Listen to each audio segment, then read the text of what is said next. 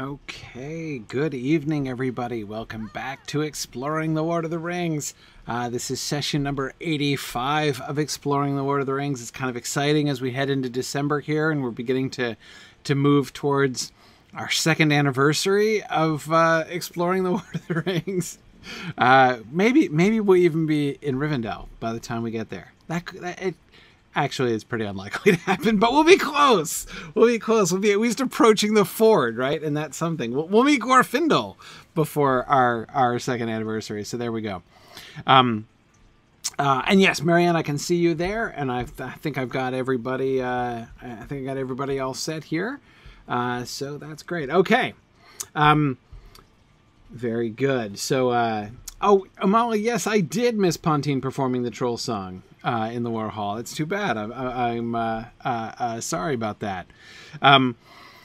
Anyway, so tonight we are indeed returning to the troll song. We're going to look at the poem itself. Look at the sort of the shape. You know, we talked about the sound and the general I don't know, sort of attitude of, we did our sing along last week. I want to do a little bit more close reading of the poem itself. We're not going to spend, I said this last time, we're not going to spend nearly as long as we spent on the Beren and Luthien poem. But I do want to look at it for a little bit. And then I want to look back at the original version of that poem, the one that Tolkien originally published in that one of the geekiest volumes ever published, Songs for the Philologists. So I want to look at the original version, which of course you'll see is very similar. Actually, you can see it's largely the same story, but there are some very interesting differences that I think that we can see. Anyway, so we'll look at that, and then we'll see. Who knows? Maybe we'll have time to move on a little bit from there and do a little bit of the prose that comes after the poem. Was this if we get wildly ambitious here today? So, all right. So let's jump into things. Okay, well, almost. I do have a couple questions and observations from the discussion board that I wanted to start off sharing. The Root of the Boot is what class is called tonight. The Root of the Boot is, of course, the original title. Well, Pero and Podex is the original title of the poem, but that translates to root in the boot. So that's the root of the boot is what he went on to call it. Anyway, so let's look at it. So first, I try not to go back too far, but this is from Johan Movert, who just caught up with us, and I always like to, if I can, reward the people who post on the discussion board saying that they finally caught up with all the backlog and have been live with us. Though I have to admit, Johan, I didn't fully understand because actually, I'm not sure how many. I wonder how many syllables there are in your first name, Johan or Johannes. I'm not quite sure. But anyway, so I'm. In your post, you said you like did the first 84 episodes in. It looked like you said you did it in 3 hours, which I would be pretty impressed by. You must have watched it at a very accelerated rate indeed. But I think perhaps I misunderstood that. Anyway, all right. So he has a question. So we're not going too far back. It's not further back than Weathertop. And I think worth touching on briefly. It says, I compared Aragorn's treatment of Frodo on Weathertop with his treatment of Faramir, Éowyn, and Merry in the Houses of Healing. There Aragorn utilizes the virtue of the Athelas and calls them by name to draw them back, though he doesn't sing over any weapon, but I think he wants to, says Johan. He asks Imrahil for the arrow that struck Faramir. Had he been smitten by some dart of the Nazgul, as you thought, he says to Gandalf, he would have died that night. This hurt was given by some Southron arrow, I would guess. Who drew it forth? Was it kept? Before, I always just thought Aragorn wanted to see the arrow to confirm that it was a Southron arrow, as he suspected, but now I believe it might be because he wanted to sing over it. Could this be some advanced healing method taught to Aragorn by Elrond, maybe? Does this mean that Aragorn is capable of performing magic? Or is this an extension of his hands of the healer? Are his healing hands a bit magical in and of themselves? I know magic is a bit of a taboo word, but I will use it to distinguish between Aragorn's extraordinary abilities as a man and real magic? So this is, I think, a great question. I have to admit, I always read that, like, his asking if the arrow was kept, exactly as you said, as just sort of confirmation. Like, I'm pretty sure that must have been a Southron arrow, right? Can I see it? And then I can tell you for sure if it was a Southron arrow. But I do agree that it is a little bit strange, because he's just stated basically it can't have been a hurt given. It can't be a dart of the Nazgul, right? He's like, that's been disproven by the fact that he didn't die that same night. So therefore, since it was probably just a Southron arrow. So I mean, maybe he's just looking to verify his guess there. But anyhow, so I always read it that way too. The idea that he wants to sing over it is, I think, interesting. I'm not sure, if we can necessarily prove. Well, we certainly can't prove it. I mean, I think you can possibly maintain it. My objection to that reading is that I would have a hard time with the idea of the singing over the weapon. Like, basically, if you just like got a perfectly mundane wound from a perfectly mundane weapon, right? Would Aragorn like need to sing over the weapon, or like would it help in the healing somehow if he sang over the weapon? That doesn't seem to me to fit with what's happening when he, like, the one time we do see him singing over a weapon, right, which is of course there in the dell the morning after the dell under Weathertop. We know that we have very strong evidence to suggest that that weapon in particular is itself magical, right? Is itself as a manifestation, a sort of an instrument of the will of the Witch King. So the idea that Aragorn would be opposing the will of the Witch King with his own, that like what he's doing there when he's singing over the blade is like he's doing a little miniature song battle. And we see song battles in other places, right? In Tolkien, where you have the will and power of one being opposing the will and power of the other being. That makes a heck of a lot of sense in that context, given that we know that the primary issue here, it's not about the wound, right? It's about the will of the enemy. And he's opposing that. And this weapon was the instrument, right? Was the vehicle that conveyed that will. It is at least the sort of carrier and representative of that will, if not an actual manifestation, like sort of made physical, right, of that will and power, as we were discussing, the whole dissolving in the sunlight thing. So, again, that Strider should sing over that weapon in that context makes a lot of sense. That's kind of a sort of fighting fire with fire kind of thing. I'm much less convinced that if you, like, cut your finger, slicing onions, if like Strider would need to sing over, your French chef knife before, he treated your wound. I'm being a little bit silly there, but I'm trying to, again, like a perfectly mundane wound, right? Would he be able to treat it more effectively? Because I'm not convinced of that. And if it was a Southron arrow, right, and therefore a mundane wound, then how would singing over the weapon exactly be effective? I'm not really quite sure. So anyhow, that's yeah. And as Aragorn says, Aragorn doesn't seem too inclined to sing over the arrows sticking out of Boromir at any rate, right? Now, of course, Aragorn, you could argue that it's too late, right? No manner of he can sing as much as he likes over those arrows. That isn't going to happen. Probably as soon as he pulled them out to sing over them, right? There would it would be too late. But still, I agree. I mean, we don't see him have that impulse in any other instance when anyone gets a wound, right? He doesn't ask if Sam kept the orc blade that gave him the wound on his forehead, for instance, right?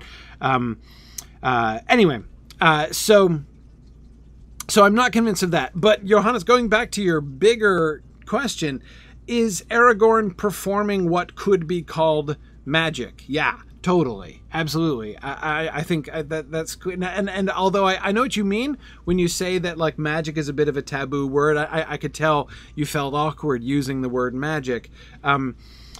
But keep in mind, Tolkien did too, right? Tolkien was also uncomfortable using the word magic, but did, because he felt that there wasn't a better word for it. I mean, I'm thinking here especially, not just in The Lord of the Rings, and of course we've often alluded to the conversation between Sam and Galadriel on this point, but I'm thinking here in On Fairy Stories, right, when he's talking about that, like, way in which the elves can impact things, right? He uses the word magic just because he wants to, like, convey this, even though he's not super comfortable using that word, as he explains in the essay. Anyway, so I get your reluctance to use that word, but what I would say is, definitely, yes. Is there something beyond the natural? Absolutely. And I think that distinction that you make in that last sentence, Johannes, makes a lot of sense to me. That you want to distinguish between, on the one hand, he's just like a pretty extraordinary guy, right? He's a dude who has skills, and he's learned lots of things. He knows, like, this guy knows how to bind a wound like nobody's business, right? This guy is, he has acquired many skills in his long and eventful life, right? But is that just it, right? Are the hands of the king the hands of a healer just because he happens to be, to have trained with Elrond and have practiced and no, clearly not, right? There's clearly something, and nowhere do we see that more clearly than in his healing of Faramir, right? There is obviously something more going on there, and I certainly agree that this moment of him singing over the blade, or over the hilt rather, here in the Dell Under Weathertop, is one of the other examples that I would point to as one of the clearest examples of Strider employing a power that is beyond merely, mortal power. However that works and wherever that comes from, it is complicated. You can't just, it's hard just to say, like, well, he's using magic, because what does that mean exactly? It's always really kind of complicated, of course, in Tolkien to talk about that kind of thing. But is there something beyond that? Is there something that some people would call magical about his healing hands? Yeah, absolutely. Absolutely. Is there power? Is there virtue? To use the archaic word that Tolkien uses that Strider himself uses on several occasions, meaning power, potency, ability. Is there virtue in Strider? Yes, absolutely. There is virtue, healing virtue in Strider's hands. And he definitely has the power to do some stuff, right? Anyway, so I don't want to get into, I don't want to get distracted on a tangent about vocabulary and magic and what's the issue with the word magic. But yeah, Kyle, you're absolutely right about that. Kyle says he loves how blurry magic is in Tolkien. You know it's there, but putting your finger on it is almost impossible. Yeah, it really is. And Kyle, I would say one of the times in Tolkien's writings when doing magic is most obviously happening, right? Where you can most clearly put your finger on things is when somebody is singing a song of power, right? When someone is singing something and something is happening as a consequence. So again, that moment when Aragorn sings the song over the hilt is, I mean, in my mind, it would be a top 10 moment of an illustration of magic being used really by anybody. I mean, I'd put that on the short list if you really want to. Like, for instance, if you were arguing with somebody who was taking the position, which I've heard people defend before, somebody was taking the position, there is no magic in Middle-earth, right? It's just, there's nothing magical. There's much that's mysterious, but there isn't any magic in Middle-earth. One can make, I don't make that argument. One could make that argument. I've heard it made before. If I had to come up with a list of passages that I would want to point to in arguing against that position, Aragorn singing over the hill would definitely be one of them. Yeah, now let's see. Wired Pilgrim says, magic seems to be more of a way to describe a true understanding of the makeup of the world. In a sense, yeah. I mean, when you talk about the makeup of the world, that goes even deeper, I would say. That so one could say that, like, through science, right? One, comes to understand how the world is, the makeup of the world, right? But there's that sort of even deeper level of understanding, not just an observational comprehension of what happens and how stuff works and that kind of thing, but rather like why it works, what the purpose is, to try to like be in touch in a sense with the music itself and with the very themes of Iluvatar that inform all the things.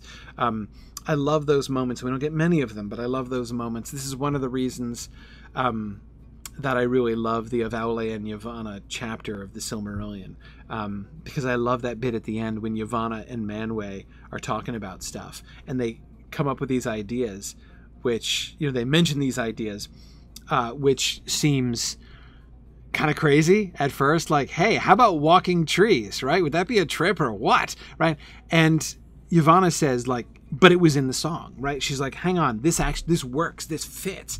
And, then Manwë kind of communes, and he receives a deeper vision and a clearer understanding of, Wired Pilgrim, as you said, sort of the makeup of the world, right? What's intended, what is, how things are supposed to be. And he's like, yeah, no, actually, walking trees, that's totally how things are supposed to be. Anyway, so yeah, I do think you can kind of describe it that way. Cecilia, you raised the issue about magic being kind of a dirty word, or like an evil word, or at least a troubling word from a Catholic perspective that Tolkien was coming from. And yeah, I do think that informs his uneasiness with using the word. He's well aware of the fact that magic is, or rather, one common modern usage, and by modern, I'm speaking in Tolkien's language. Modern meaning everything from the 16th century forward, right, is what counts as modern to Tolkien. In the modern world, magic is, to be a magician means to be like summoning demons and trying to control them and making deals with them, like Faust, basically. Faust was a magician in this modern sense. The occult, JJ, exactly. There's a lot of that associated, and that still lingers, right? like the people, and I knew many of them, still do know many of them, modern Christians who are really uncomfortable with Harry Potter because they're like, it's about witchcraft, then that's bad, right? I mean, I get it. Like, I understand the associations with those words, right? With magic and all that kind of thing.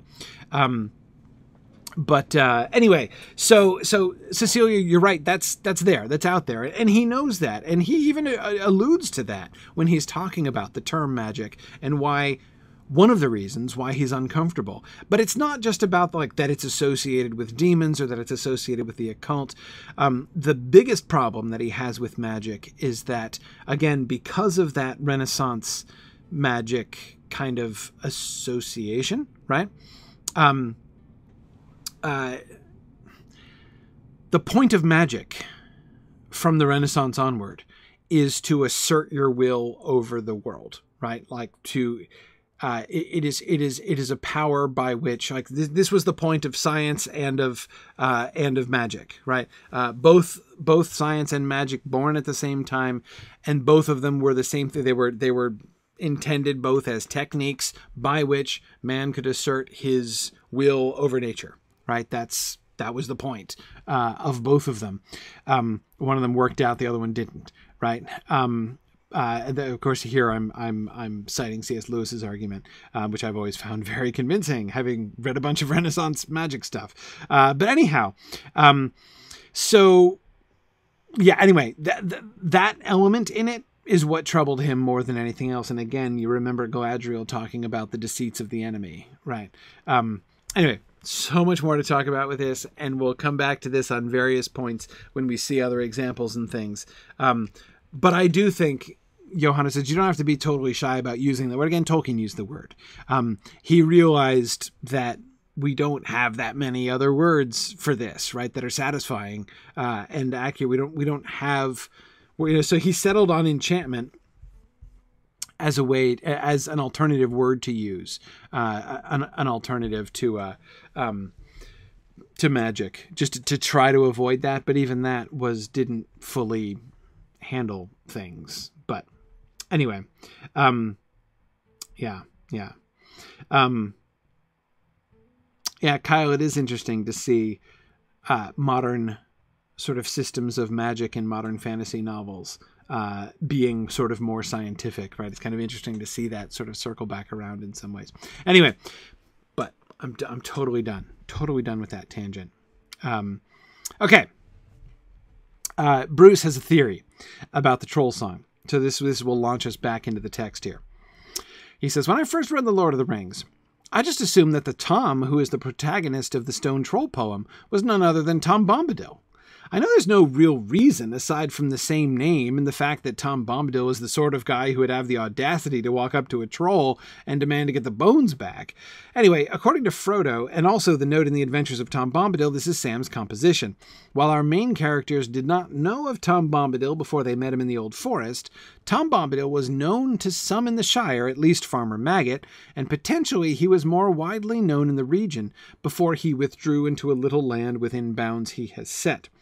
By the way, though, one caveat I would make to that is who knows when that could have been 10,000 years ago, right? Which would still be kind of recent in Tom Bombadil's economy. But anyway, nevertheless, it could be that there were some old crazy stories about Tom floating around the Shire that Sam heard as a kid and worked into his poem. These wouldn't be canonical lore about Tom Bombadil any more than the stories of Mad Baggins, who used to vanish with a bang and a flash and reappear with bags of jewels and gold, were true stories about Bilbo, but it would echo something true from the past.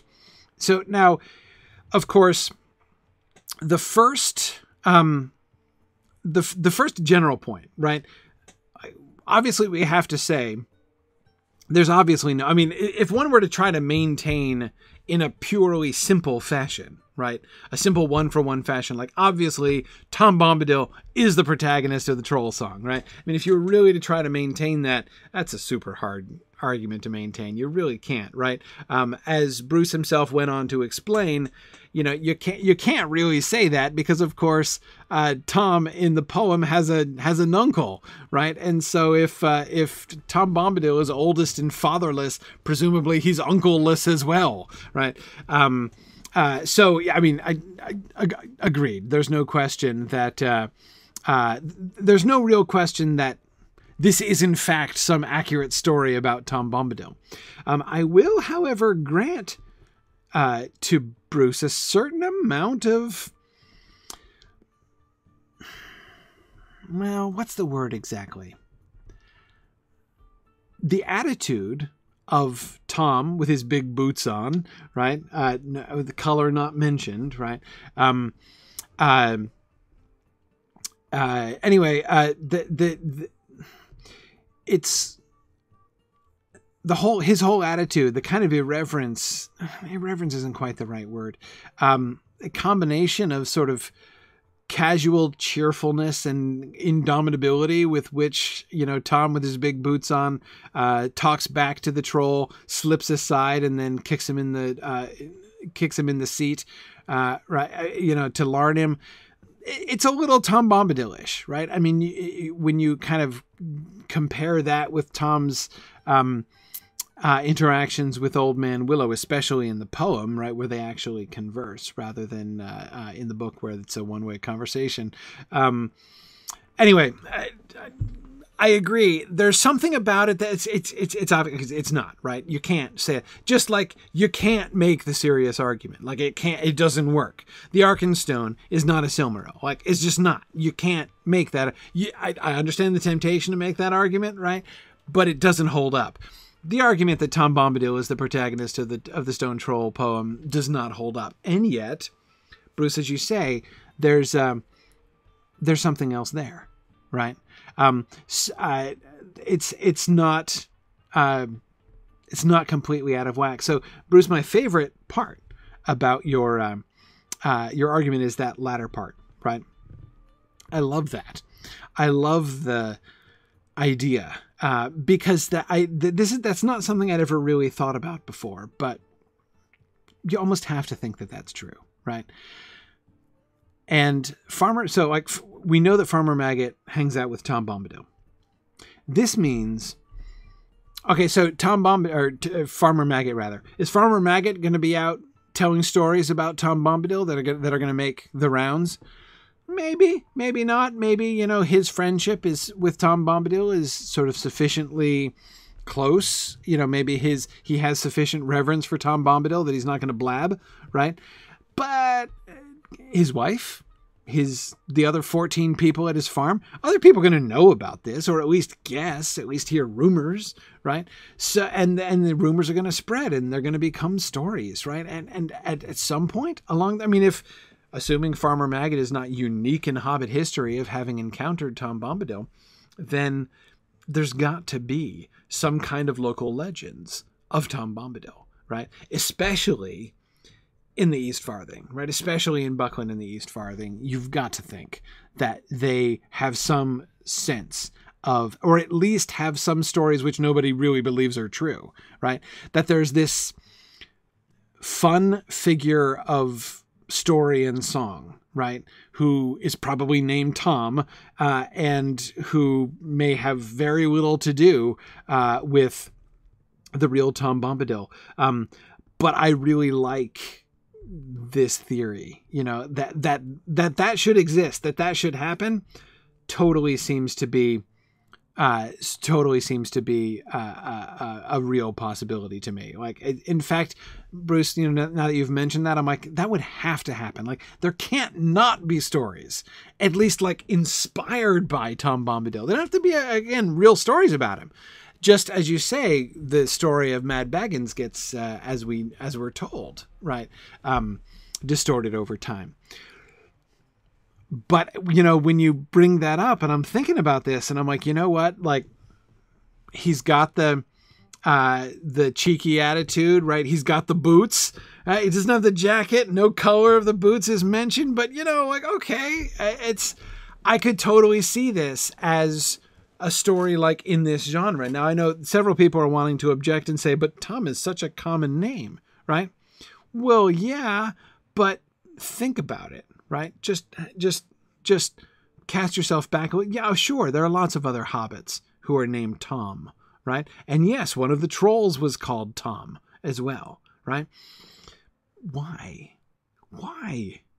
There's been a Tom who has been potentially a figure of local legend since before the founding of the Shire, right?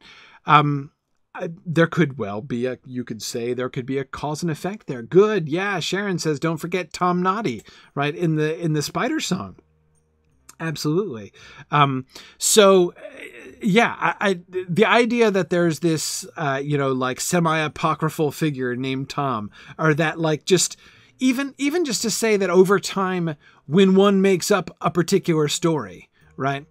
When one tells a particular kind of story with a particular kind of protagonist, one tends to call him Tom, right? Not because it's a really common name, but because of this sort of, you know, the legends of Tom, right?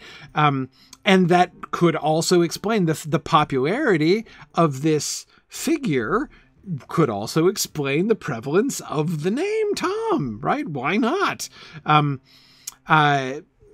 Anyway, so yeah, I definitely, yeah.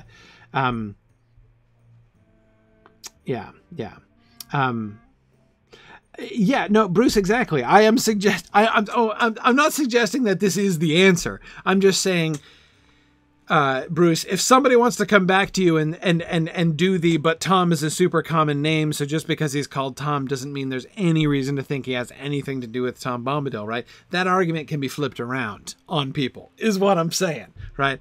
When you have and I love Ardent Crayon's comment, he says Tom Bombadil is the Tom, right? Exactly, right? When there's the original Tom, right, who's there, when there is a legendary Tom in the area, well, of course Tom is going to become a common name, right? How could it not?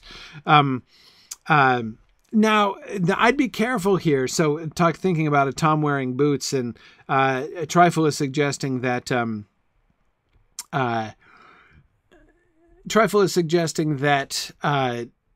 okay, so since this story is a story of Tom wearing big boots is particularly suspicious, as that would be unlikely to be inspired by a traditional Hobbit figure named Tom, since Hobbits don't wear boots.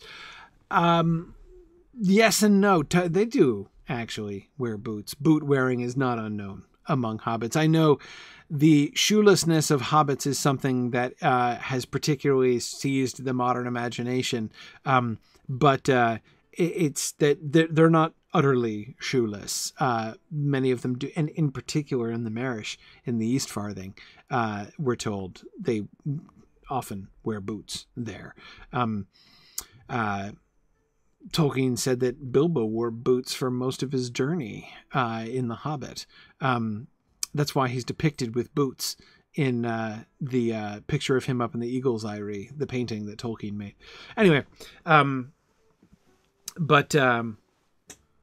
yeah.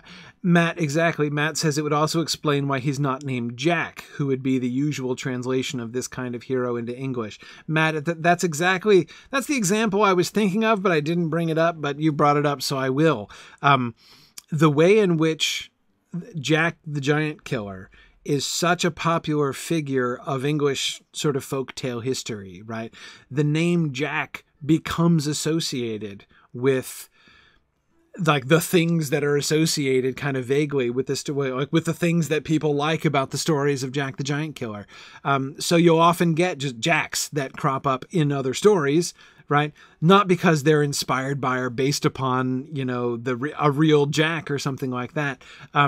But because they, because like the Jack character, the Jack concept, right, from Jack the Giant Killer, kind of bleeds over into other stories and also into real life, right?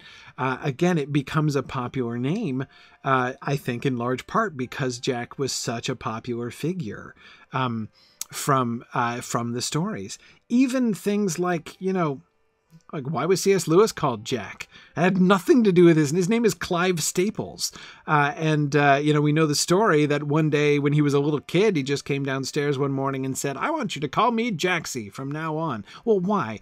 How old was he? 6, 7, something like that at the time when C.S. Lewis gave himself the nickname Jack? Why? Why Jack? Why not? It could have been anything, right? He was giving himself an otherwise sort of arbitrary name, right? When unconnected with his name at all. Why did he call himself Jack? Why didn't he call himself Ralph? Why didn't he call himself Hubert, right? He called himself Jack because I bet he really liked the story of Jack the Giant Killer. Anyway, so Bruce, I love this concept. I love this concept. I think it's great. I don't think you can, again, it's obviously not literally true, but this idea of the legendary Tom Bombadil really kind of took root in my imagination when I was reading this. And Bruce, I have one other thing to add. We do have some evidence. We do have some evidence of something like this happening, in fact. So let me explain what I mean. The second poem, right? The poem that Tolkien composed in the 1960s, Bombadil Goes A-Boating. Right? We learned several things from that poem, Bombadil Goes Boating. Now, one thing that we learned from this is that according to the narrative of that poem, Tom Bombadil knows bunches of hobbits. Like, he doesn't, it's not just that Farmer Maggot sometimes comes into the old forest and nobody knows why or where he goes or what he's doing when he's there and he's hanging out with Tom Bombadil and then comes back and doesn't tell anybody about it. That is not at all how it works. Tom Bombadil rows a boat up the river.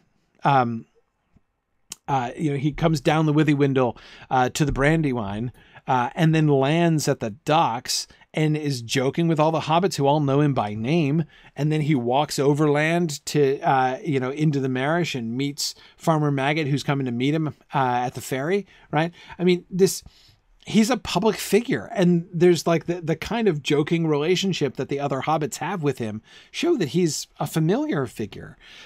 So the way that the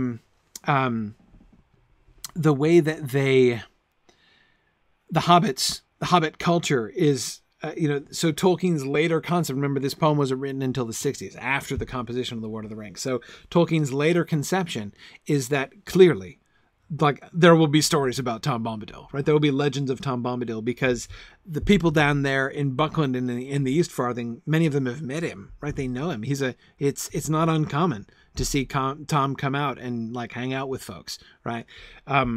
So that's one thing, right? And if that happens, so of course, like Gaffer Gamgee and Hobbiton will never have met Tom Bombadil and will probably disbelieve all the stories about him, but he will have heard stories. No question, he will have heard stories.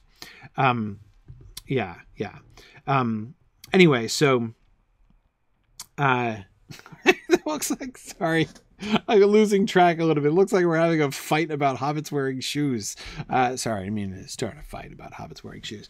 But anyway, okay. So anyway, like I said, but yeah, Bruce, the other thing I was going to say about the poem, Bombadil Goes A-Boating, that poem is as an example, if we take that as an example of the kind of song that hobbits would sing about Tom Bombadil, right? This one is clearly operating on a different level because this is like from hobbits who have actually met Tom Bombadil, and so who are treating him as an actual, they're not making it into a legendary thing, right? He's not yet become, like Boomful, exactly, like Elahera or like Brer Rabbit or somebody like that, right? So he is to the people who are singing that particular song, somebody that they've met, right? He's an acquaintance of theirs. However, you can still see like the tone and the flavor, right? The way that they're telling this story and the kinds of, the interactions that he's having with his animal friends who are threatening to knock him out of his boat and do horrible things to him. And then he in return is threatening to cook them and eat them and things. And of course you can tell by how they insult each other, how close in friendship they all are. But anyhow, yeah. So that poem as an instance, as an example of sort of the spirit, also there's something again. Like I say, it works, right? It works. And Ardent Crayon, that is a wonderful example. That 300 years down the road, Gandalf and his fireworks displays are going to become legendary. Right? They're already legendary. But that the stories about Gandalf and his fireworks are going to be, and goodness, forget about Gandalf. 300 years down the road, Sam Gamgee is going to become a figure of legend, right? Sam the gardener who made trees spring up and who, the greatest gardener of all time, who grew the enchanted elf tree in his backyard. Like, he's clearly who was mayor for 120 years, or I know it wasn't 120 years, but that's what the story will say down the road, right? The friend of kings and obviously, right? And Merry and Pippin, right? Who are each 5 feet tall, and they weren't 5 feet tall, right? But again, still, no, I mean, I think that Tolkien is very aware. We see him being very explicitly aware at many points of the way that things become, to use that phrase again, local legends, right? So again, love the idea of Tom Bombadil becoming a local legend. I love the idea that,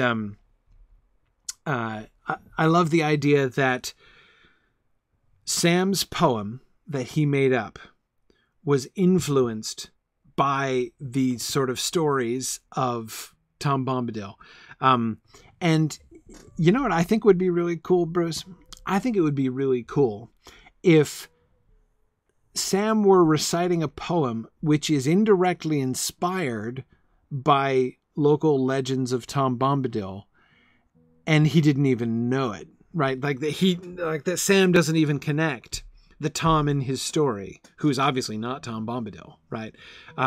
Doesn't connect the Tom in his story with the Tom Bombadil he just met a couple weeks ago, right? I think that'd be really fun. I kind of suppose that Sam would maybe be surprised to find that potential link. Anyway, I really like that. Okay. Yeah. Okay, so that was brief, so that was good. Let's get back to the text. We still have pose to discuss. All right, but thanks for those. Those were, Bruce. That was brilliant. That was super fun to think about. I'm really grateful that you brought that up. And so yes, Bruce, I am thankful to your 12-year-old self who just made that assumption that it was Tom Bombadil. I had never thought that. I never connected those dots. So it was really interesting. Okay. All right. Let us return to the poem here. First, let's look at, as we tend to do, look at the sound and the shape of it. What's the meter? We established that before, right? How does the meter work?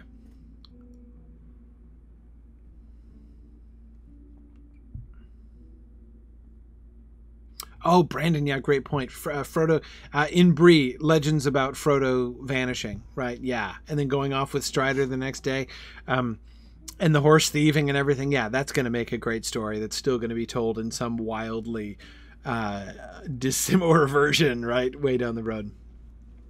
So sorry, what's the pattern here? Remember we talked about this last time, the pattern of the lines, the sound pattern of the lines. Troll sat alone on his seat of stone and munched and mumbled a bare old bone. For many a year he had gnawed it near, for meat was hard to come by. What's the basic sound? IMs, yeah, definitely IMs, right? And we were talking about how you have that very sharp contrast provided by the trochaic short line, right? Done by, gum by, which is so emphatically trochaic. Strong stress, weak stress. Strong stress, weak stress.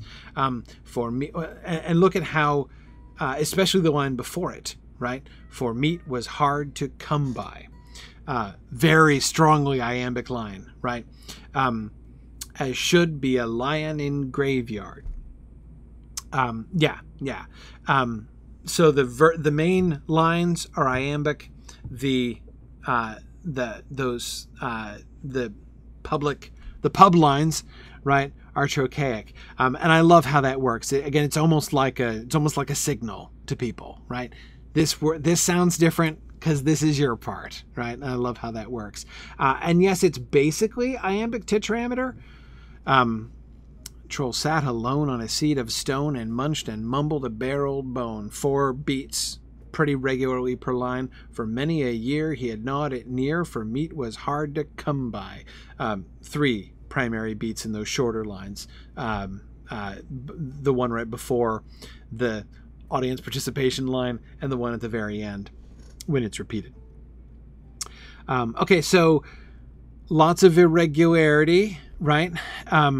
But a pretty good beat all the way through, even though it's sloppy in the sense of there being extra syllables and stuff, and a certain amount of syncopation that you begin to get the feel of in some places, but it has a pretty good beat, like a pretty good beat that you could bang your tankard on the table to, right, as you were singing about it in the pub. How about the rhymes? How do the rhymes work? What do you see there? Troll sat alone on his seat of stone and munched and mumbled a bare old bone. For many a year he had gnawed it near, for meat was hard to come by. Done by, gum by.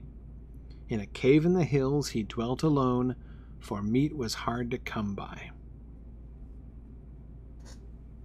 What are the patterns that you notice? Good, fourth dauntless. The internal rhymes are really important, right? That they're a very dominant force. You can hear those, right?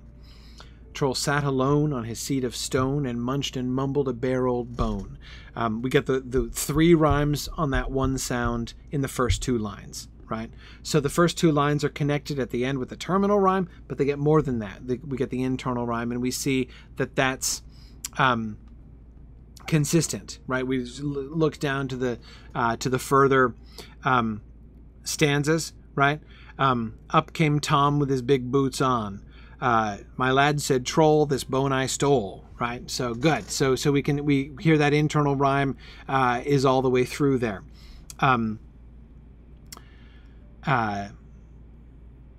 So that one rhyme ties those first 2 lines very tightly together. Then what happens? Line 3, we get a new rhyme. And you'll notice that it doesn't rhyme with any other line, right? Near, there's no terminal rhyme that connects with near. Near is again completely tied up with, but it's internally tied up, right? We've got internal rhyme again, right? For many a year he had gnawed it near. So line 3 echoes that internal rhyme structure of line 1, but it doesn't use the same rhyme. We get a different rhyme. So we have a kind of like A-B rhyme, right? Except instead of an interlacing rhyme pattern, right? We have them like in blocks. We get all the A rhymes first, and then we get a couple B. So we got A, B, B is kind of, in a sense, the rhyme structure of those first. So we can see that we get a dense amount of rhyme, right? 5 total rhyming words in the first 3 lines. But it's not an ornate structure, right? It's not like a sonnet where we get this like elegant interweaving of different rhyming words. Nothing again. Think about the difference with the Baron and Luthien poem, right? That we were looking at. And think of the intricacy of the rhyming schemes and the repeated words and things like that in that poem, right? Nothing like that going on here. You can see that this is. It's the rhyme, I think, makes the lines more fun. They sound more fun. So the rhyme is dense, but again simpler in its structure. Then we get the C rhyme. For meat was hard to come by. No internal rhyme and only one line. Only one rhyme at the end, and it doesn't rhyme with anything except the audience participation line, right? That's the entire point of that line. It is the cue. It sets up the cue for the audience participation, which of course is not just the final syllable, but the final 2 syllables of the line. For meat was hard to come by.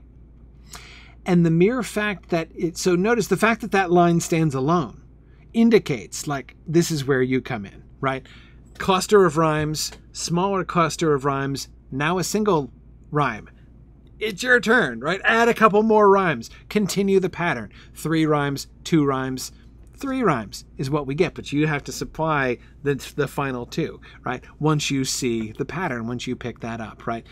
So it works really well with the audience participation there. And then, of course, we get the repetition. But notice here, and this is important, well, at least it's interesting because this is one of the ways, as we'll see, in which the poem has changed. It's not an exact repetition, right? For many a year he had gnawed it near, for meat was hard to come by, were the 2 lines before the audience participation. He doesn't just repeat those. In a cave in the hills he dwelt alone, and meat was hard to come by. What is the effect of the change? And meat was hard to come by is an almost exact repetition of the 4th line, right? The one right before the audience participation. And it brings the same rhyme back in, the 2-syllable rhyme again, not just the 1-syllable rhyme. That second to last line, what's it about? What does it do? What is the effect of that rhyme? In a cave in the hills he dwelt alone, and meat was hard to come by. It doesn't it doesn't have any internal rhyme, right? So we don't see that same pattern. We don't see that same pattern repeated, right? It's just one single rhyme. But which rhyme is it? It's the A rhyme, right? So it connects. It makes. This is one of the issues, right, with this kind of a chunky rhyme scheme. If it's like bunch of A rhymes, bunch of B, couple of B rhymes, bunch of C rhymes, and then we move on, right? That's the line. In a cave in the hills he dwelt alone. And you see like the content of that line does the same thing that the rhyme does, right? It recalls us back to where we were at the beginning. It does keep the story moving, JJ, but yeah, it's a summary, right? It reminds us, because, we've just been excited and we've just been shouting random words, right? But we're being reminded here, okay, all right, so, that was fun, like done by, gum by. But in case we lost track of what we were talking about, let's remember, right? In a cave in the hills, he dwelt alone, and meat was hard to come by. Okay, all right.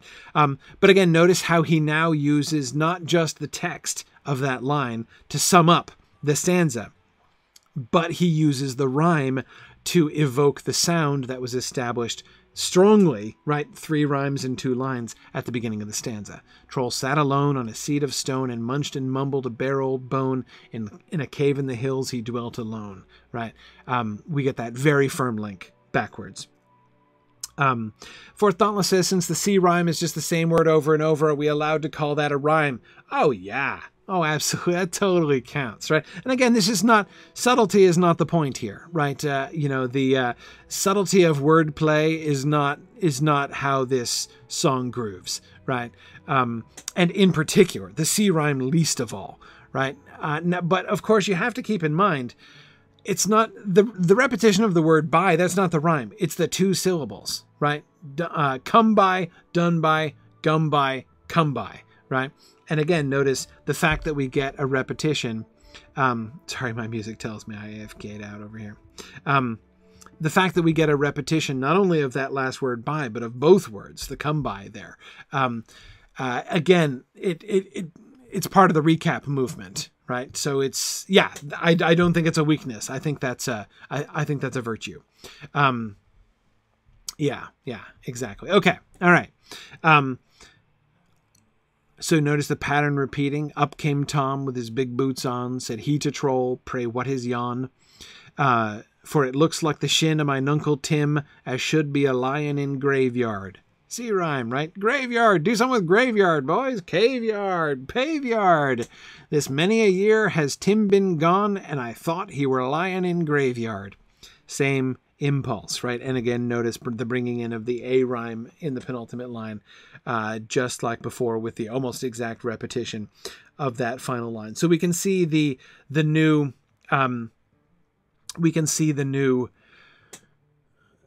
the pattern established in this new stanza, right?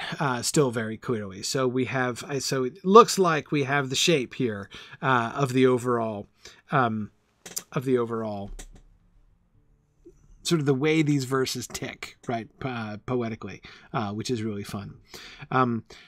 By the way, so there are some people who are resistant to like doing a close reading of the Troll song because they're like, but this is just a really simple song. Like it's not meant to be deep, right? Well, of course it's not meant to be deep. But that's not the point. It's not, you don't do close readings just of deep stuff, right? The point of doing a close reading is to understand like what's happening and how stuff works, right? That's what's cool. So yeah, of course it's simple. Yes, it's designed, for like enthusiastic sing-alongs in pubs, right? With people of questionable sobriety. Of course. It's not meant to be elegant poetry, but you can still look at like, how does it accomplish what it accomplishes, right? You can still appreciate what's cool about it, even if the thing that's cool is, not elegant and not refined and not ornate and complex and subtle and things. It can be none of those things and yet still be interesting to talk about, right? And it's still fun to see how it works. Anyway, yeah. I like that. Tony says these lines are like the "I am the walrus" of Hobbit songs. Yeah, okay, I can see that. Yeah. Bricktails points out that all the best poetry is by people of questionable sobriety, which I suppose you could make an argument for that. Anyway, okay. So, but having looked at the structure, now, of course, we should pay attention to the actual content here. One of the things that interests me about the first line is that Troll sat alone on his seat of stone, which at the time doesn't sound very ominous, right? I mean, I don't know about you, but I always heard that and imagined the troll sitting on a stone chair, right? Like he's got a seat. you know, like not necessarily a throne, right? But, you know, a pile of rocks or whatever it is, where he's got something he's sitting on, and that thing that he's sitting on is made of stone, right? So he's got a stone seat, a block of stone of some kind, Finn. That's exactly what I always pictured, right? So troll sat alone on a seat of stone. So it's not like I'm imagining the troll, you know, sitting there like the thinker statue, right, on his block of stone. But yeah, some kind of big comfy rock, Arrowhead. That's exactly it. But of course, we can see the play, right? For Thoughtless, that's exactly it. Once we get to the end of the poem and come back to the beginning, we do see that seat in that first line could just mean the seat of his pants, right? It could be his own butt that is the seat of stone upon which he is sitting, right? At the very beginning of the poem, that there's some wordplay that's going on there, right? That first line is in that sense ambiguous, but of course contains already the cautionary warning, right? Warning, the troll's seat is made of stone. It's not going to learn him to sneak up behind him and give him the boot, Tom, right? So the doom of Tom with his big boots is already foretold in the first line of the poem, right? Anyway, yeah, so I think that's it. Yes, it is a cheeky bit of wordplay, Mike. I totally agree. Yeah, and Matt, I do agree. I still don't know if I would necessarily call it subtle, but there is an attention to sound, certainly, which is very characteristic of this poem, right? The internal rhyme, the alliteration. You know, there are so many delightful lines in this song. Delightful not necessarily for what they convey, but for how they sound, like munched and mumbled. I saw some of you guys talking about the word mumbled, like he's mumbling a bone, in some sense, which the word mumble never has otherwise, right? But Matt, I love just the delighted play on the consonant M in that line, right? It's not just enough to have two words that start with the letter M.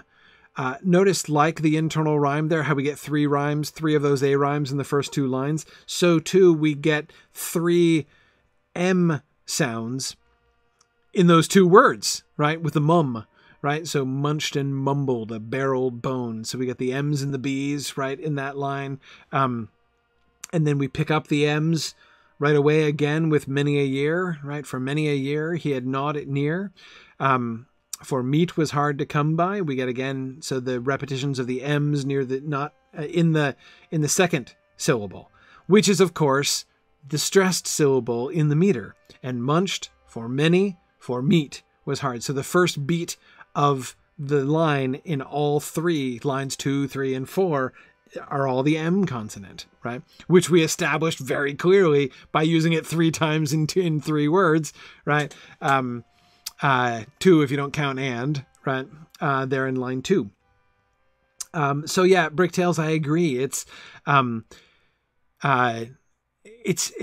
does make the troll kind of dog-like, like gnawing or worrying a bone, right? Even the way that sound, that M sound, that repeated M sound would seem to invoke the noises you might be making if you had a bone in your mouth, right? You know, I love that, right? So in this way, Matt, I'm willing to agree. I would be willing to call some of these sort of aural effects that are built into this poem subtle. Subtle in the sense that it's easy not to notice them, right? But I would still call them not exactly elegant, right? Again, it's still different. It's not trying to do the same kind of thing that Light as Leaf on Linden Tree was trying to do.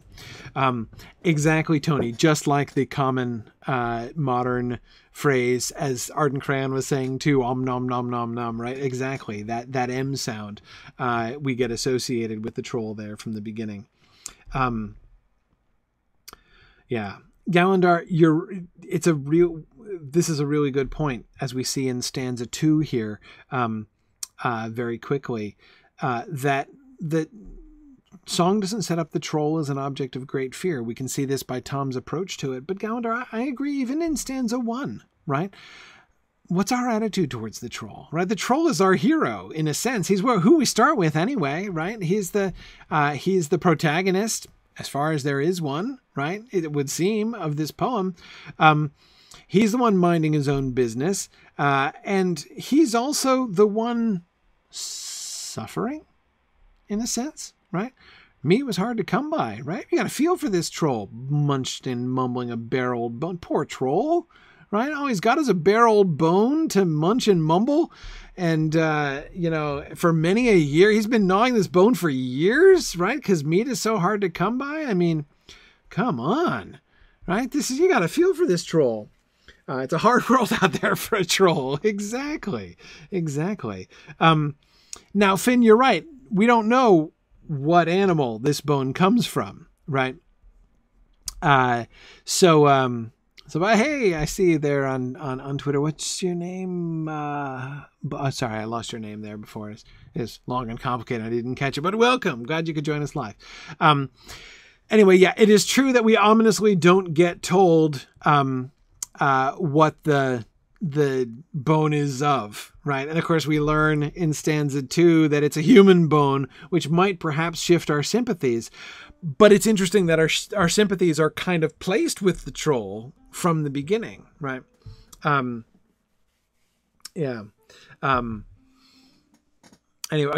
probably, I guess, a hobbit bone. I mean, is Tom a man or a hobbit? Not really clear. Probably a hobbit, I guess. Anyway. Up comes Tom with his big boots on. Now, the bigness of Tom's boots. First of all, of course, we see another delightful example of that same kind of troll, that same kind of alliteration, right? The big boots, like the munched and mumbled and the bare old bone. We don't get the same kind of pattern like the munched many meat pattern that we got in that first stanza. But one of the things that I find interesting is the repetition. Again, the way in which perhaps the sympathies that were evoked are being turned on their heads, right? The near repetition. For many a year he had gnawed it near, we're told in the first stanza. And then what do we hear in the second stanza? This many a year has Tim been gone, right? How long has the troll been gnawing this bone? Pretty much ever since old Uncle Tim died, right? So the coincidence that repeated phrase, the many a year repeated phrase, and notice in almost exactly the same position, right? It's in the final pair of lines instead of in the ones right before the audience participation line, but it's definitely one of those sort of repeated sets, right? So the kind of the frame of the many a year lines really do kind of turn it around, and now it's like, oh, okay, I was having sympathy with the troll maybe, but no, that's gross. That's not good, troll, to be gnawing the shin of poor Uncle Tim this whole time. So Valori, I have no idea how Tom recognizes the bones, right? I don't think that Tom with his big boots is some kind of forensics expert, right? And has carefully compared them to his Uncle Tim's x-rays, and knows for sure, recognizes some old break or scar or something. No. We're given no cause for this at all, right? But there's another way, right? There's another way in which this song is different from other songs, right? The Beren and Luthien poem, the story that it tells is important, right? That is the frame of the narrative. You have to be able to kind of invest in that, in the meeting of Beren and Luthien. And the effect that Luthien has on him, and the effect that then he has on her, and her putting her hand in his, right? You got to be able to get behind that. you have to, as a story, it has to work, right? Here, no, this doesn't have to work. And notice there's, Valori, as you point out, no attempt, right? No attempt to make this make sense. There's no whiff of an explanation as to how on earth he looks at that and says, that looks like the shin of my Uncle Tim, right? It's not like he deduces that it's probably the shin bone of his Uncle Tim because, like, he has found the earth disturbed on his Uncle Tim's grave and suspicious tracks which led him back to the... I mean, it's just, again, there are ways that you could make it work, right? There are logical links that you could establish. This poem isn't even the least bit interested in that kind of link, right? We need to understand how things got to where they got to, in other stories, right? Like in the Beren and Luthien narrative. This poem shows no interest in that whatsoever. So if we're asking that question seriously, if we're pausing and deliberating over this, but gosh, it just doesn't make sense, then you're missing it, right? Like you're doing it wrong if that's the kind of question you're asking. And again, you can tell this song is not interested in that kind of question. Go with it and have another beer. Exactly, Catriona. The whole point is that, like, it, and of course, because he's right? It is, in fact, the shin of his Uncle Tim, right? As the troll freely confirms in the next stanza. Yeah, secondary belief, Tony. Exactly. You have to just invest secondary belief into this little sub creation, right? Yeah.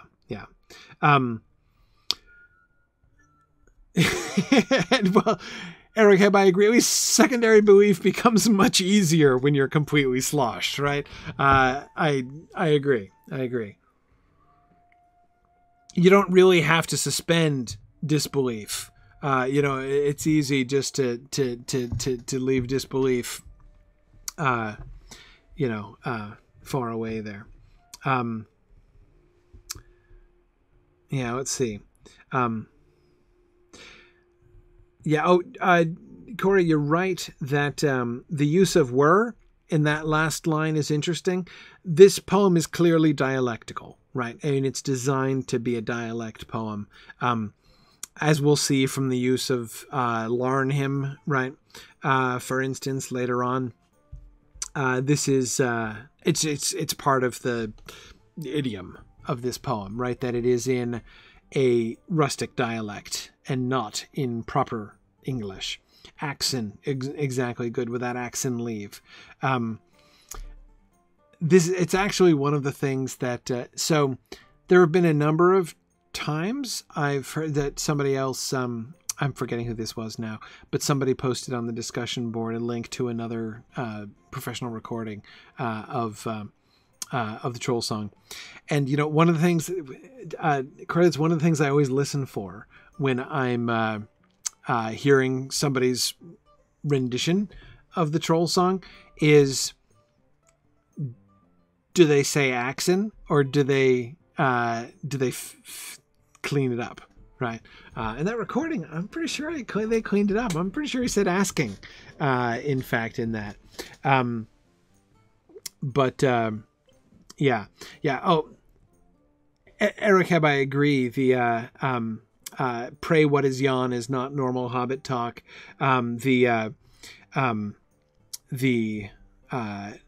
lion in graveyard, right? The lump of lead, right? Yeah, there are lots of examples of this kind of thing.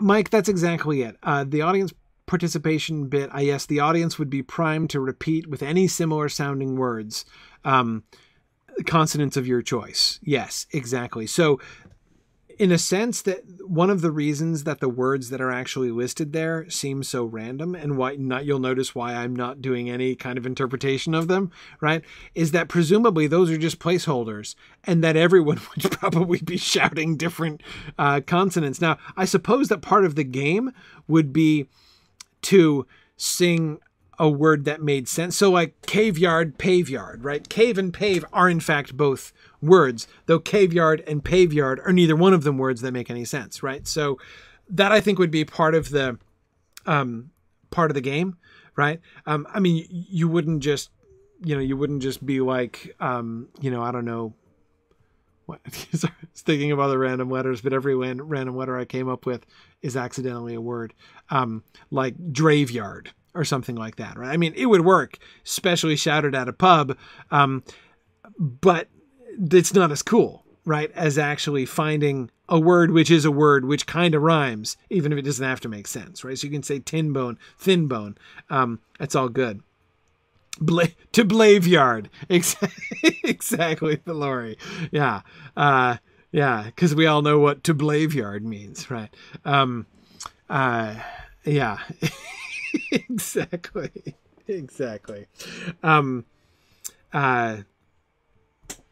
Yeah, good. Anyway, okay. Lost my train of thought. Oh, and okay, I've lost this train of thought now twice already, which is back to the big boots. Tom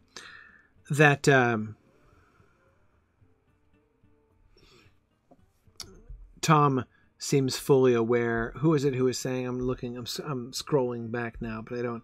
Oh yeah, Gallandar was saying Tom seems very aware that his boots are big. This is a hint that he will become overly aggressive and will discover that his boots aren't quite as big as he thinks they are. Agreed. Once again, we can see, just as we saw in the Seed of Stone, that alliterative phrase rather, in the first line of the first stanza, so in Big Boots, those two first lines kind of tell the story, right? The Seed of Stone and the Big Boots, who are destined to come together in the climactic finish of the action, are both spotlighted, right, with alliteration in the first lines of those first two stanzas. Yeah, absolutely. Yeah, good. Okay. Good. Let's keep going. Okay, my lad, said Troll, this bone I stole, but what be bones that lie in a hole? Thine uncle was dead as a lump of lead, afore I found his shin bone. Tin bone, thin bone, he can spare a share for a poor old troll, for he don't need his shin bone. Notice that the troll's response is to argue. Right? He doesn't bluster. He doesn't threaten.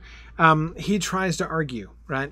And his argument is he makes two different movements in this stanza, right? His first movement is that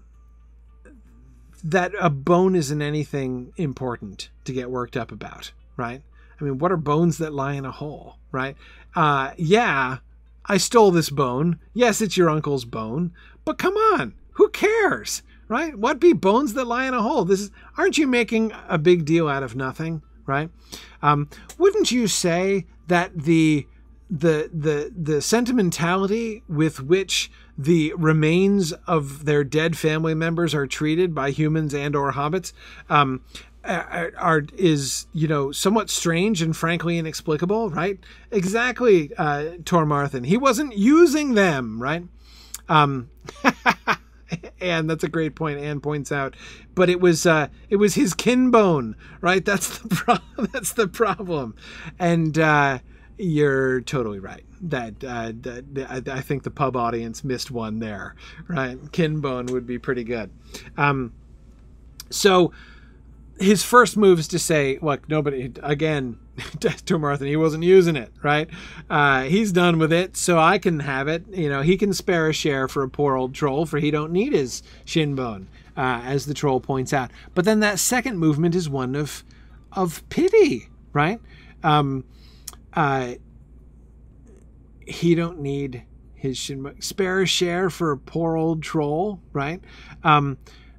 Sympathy for the troll, right? Playing on that same note that perhaps we were playing were being played on the first one. Now I know some of you might not feel sympathy for the troll. Cecilia was pointing out that the troll is almost certainly not needy, but just lazy, right?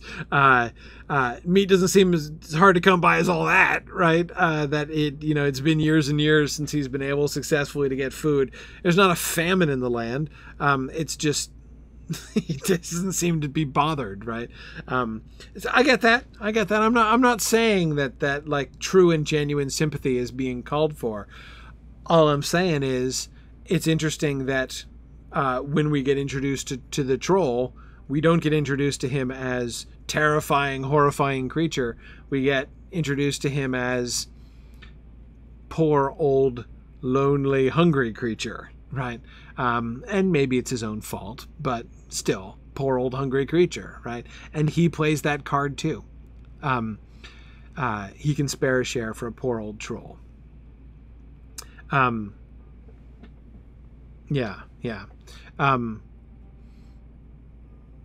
Yeah, good. Oh, Tony, you're just reminding me. Tony says at least you did need half a village to get fed. Right, exactly. It could be worse, right? Lazy troll who can't be bothered to go out and eat half a village is better, presumably, right? More worthy of sympathy, perhaps, than the go-getters among the troll community, right? Yeah. Anyway, but again, it's notice what we're not given is fear, right? Intimidating presence from the troll.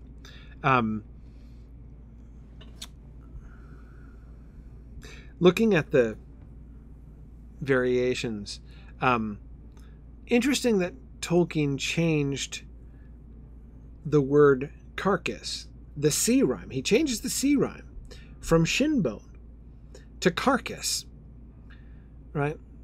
Afore I found his carcass, hark ye, mark ye, he can spare a share, he can spare a bone for a poor old troll, for he's got no use for his carcass, is the way that he turns the line later on when he records the song.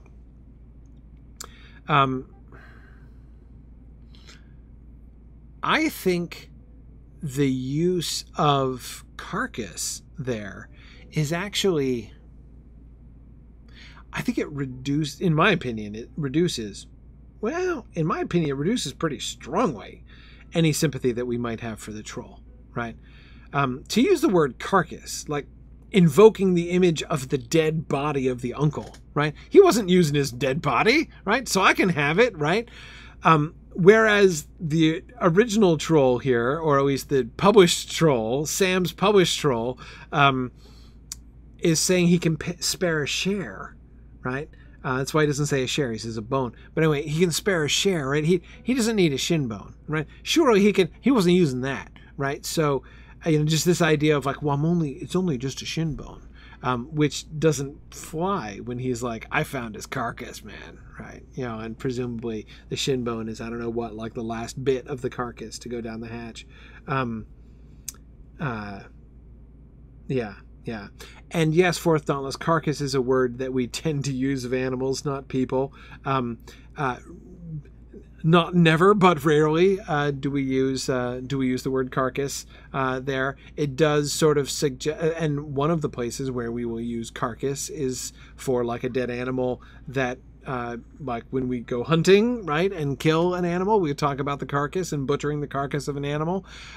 So again, another thing which fairly sharply reduces the sympathy, right, when showing the kind of general attitude that the troll has towards the human and or hobbitish body of poor Nuncle Tim. And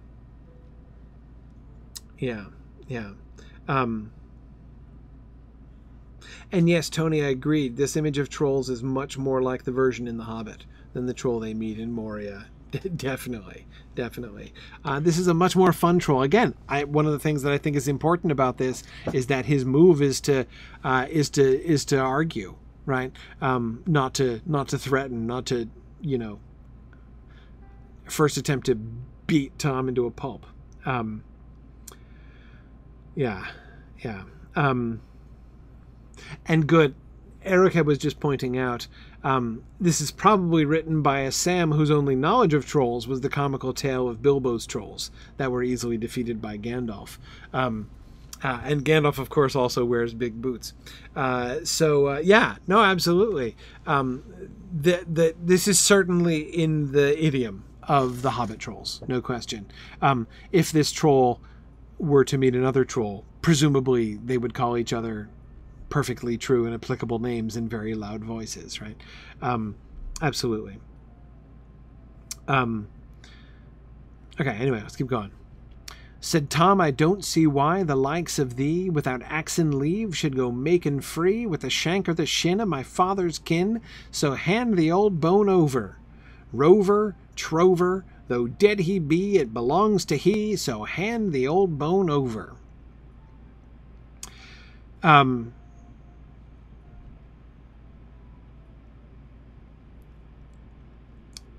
Couple phrases that really jump out to me in this stanza.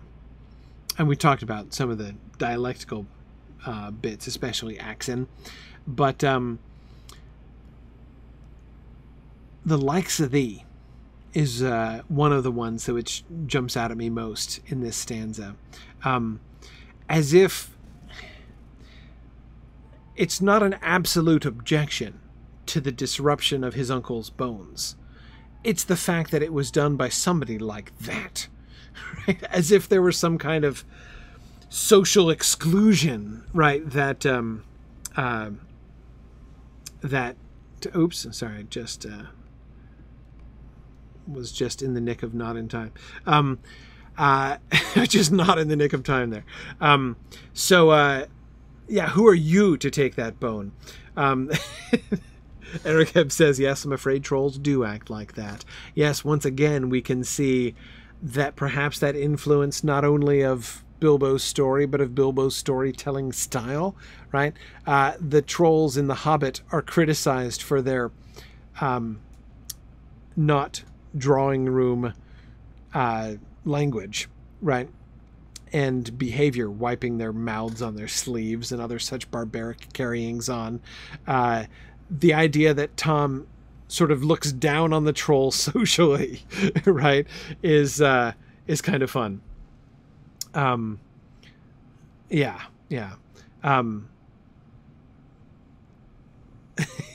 Tony says, I want to know what it would have looked like for the troll to ask permission to munch on his uncle's body without axe and leave, right? Exactly. Be like, do you have to ask for like a formal written consent? You know, like if you want to show like baseball or football highlights in America, without expressed written consent. Is that what he needed? Expressed written consent?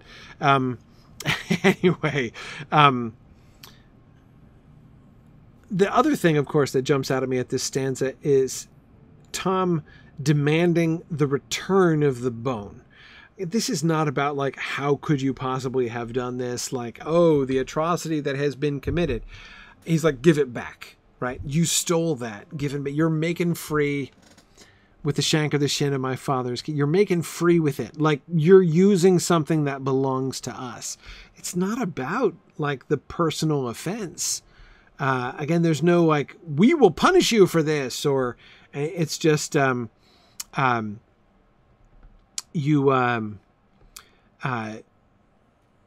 give that back. You've taken, you're making use of something that rightfully belongs to us. So on the one hand, we get this sort of, you know, the outrageous behavior of the troll, right? But one of the things that's funny, I think, about this whole thing is that Tom is, on the one hand, absurdly sensitive to the provenance of the bone, Villoria, as you were pointing out before. Like, he knows that it's his uncle's bone somehow. He can tell by sight. And yet, so he's kind of, like, offended by that, but he's not offended enough. I mean, it seems to me part of the joke, right? That he's not horrified. He's just like, come on now, give the bone back. That's not appropriate. Yeah.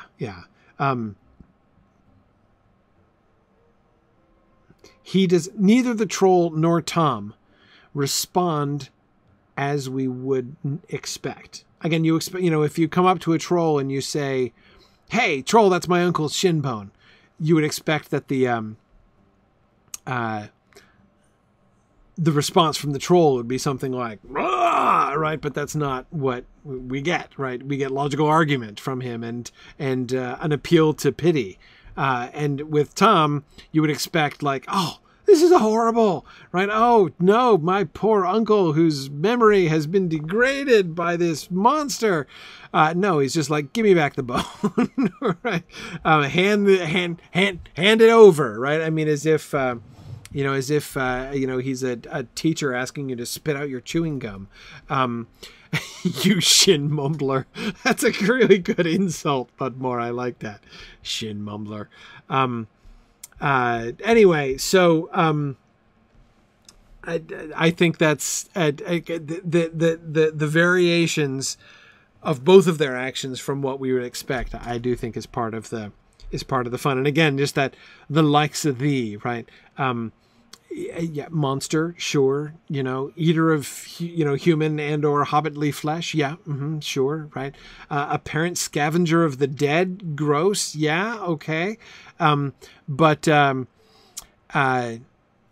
apparently it's again the double sense of that line, which does not seem to be freighted with horror, but rather merely with disdain or even snobbery. Outrage of like, of the, I didn't give you permission to, hunt in my fields or to, be on my swing set kind of reaction, from Tom here. For a couple of pins, says Troll and grins, I'll eat thee too and gnaw thy shins. A bit of fresh meat will go down sweet. I'll try my teeth on thee now. He now, see now, I'm tired of gnawing old bones and skins. I've a mind to dine on thee now. I love the sort of irony of the word dine, right? That very formal and sort of inappropriate. The idea of a troll saying, I'm prepared to dine upon you, right? Is, again, the delightful contrast between the actual diction that he's using and the thing that he's describing with that diction, right? I shall prepare to sup upon your person, right? It's, again, not the language that you would expect the troll to use. Yeah, good. Good. Both Tormarthen and Arrowcap at the same time were saying they always imagined the troll tying a napkin around his neck or tucking it into his collar here as he's doing this. Yes, the dine word does suggest that kind of formality, which of course, as we know from Bilbo's stories, is exactly the way that trolls do not behave. Right? They drink beer straight out of jugs and wipe their mouths on their sleeves. A bit of fresh meat will go down sweet. I'll try my teeth on thee now. Now, you'll notice that Tolkien again changes the C rhyme in this stanza when he recorded it. Thee'll be a nice change from thine uncle, instead of I'll try my teeth on thee now. Leading us, of course, to then do something with sunkle and drunkle. Which I think, of course, as C rhyme goes, for an audience participation line, nuncle is much funnier than thee now, right? The possibilities, and sunkle and drunkle are both good ones, right? Sunk and drunk being two good words, drunkle being particularly likely to be shouted out, right? Because it particularly works, right?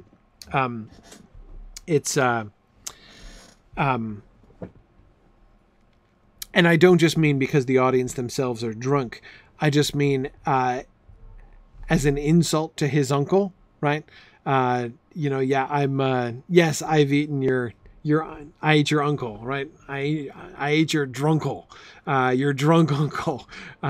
He was also a sunkle, right? Because you buried him into the ground. So the wordplay in the nonsense words here is super fun. So I can totally see why he changed this one. That's actually my favorite change of all of the changes that he made for the sung version. And Arrowcab, absolutely, I think that there's a play on sweetmeats, right? Sweetmeat meaning candy, as we would say in America. So yes, a bit of fresh meat will go down sweet, right? Like it'll be a treat, right? Exactly. And Mike says he would probably have shouted "Stunkel" if he was there. That also would work. That also would work. Yeah. Yeah, really, Tony, you're right. Everybody does seem to have at least one drunkle at Christmas, right? Yeah, agreed. In fact, really, that kind of seems like a nice little portmanteau word, which really could be incorporated into the language, right? Like, don't be a drunkle. I mean, it kind of seems to work to me, really. But yeah, oh yeah, no, not sweetmeats, meaning the tender parts of the throat. No, I don't think so. I think I don't think that word was used in England for those. Yeah, it would be a good T-shirt. Don't be a drunkle. Yeah.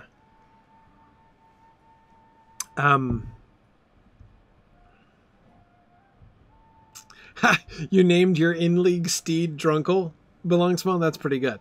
That's very good. Yeah.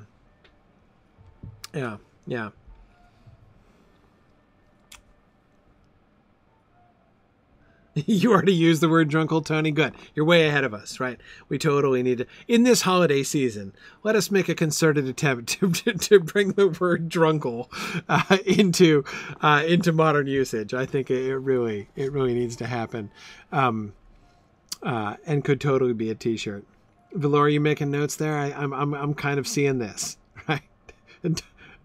Don't be a drunkle T-shirts. Let's make that happen, Valori. Are you sketching? I hope you're sketching, Valori, right now. Anyway, okay. Let's keep going. I'm not making swift progress here, as is not surprising. But just as he thought his dinner was caught, he found his hands had a hold of naught.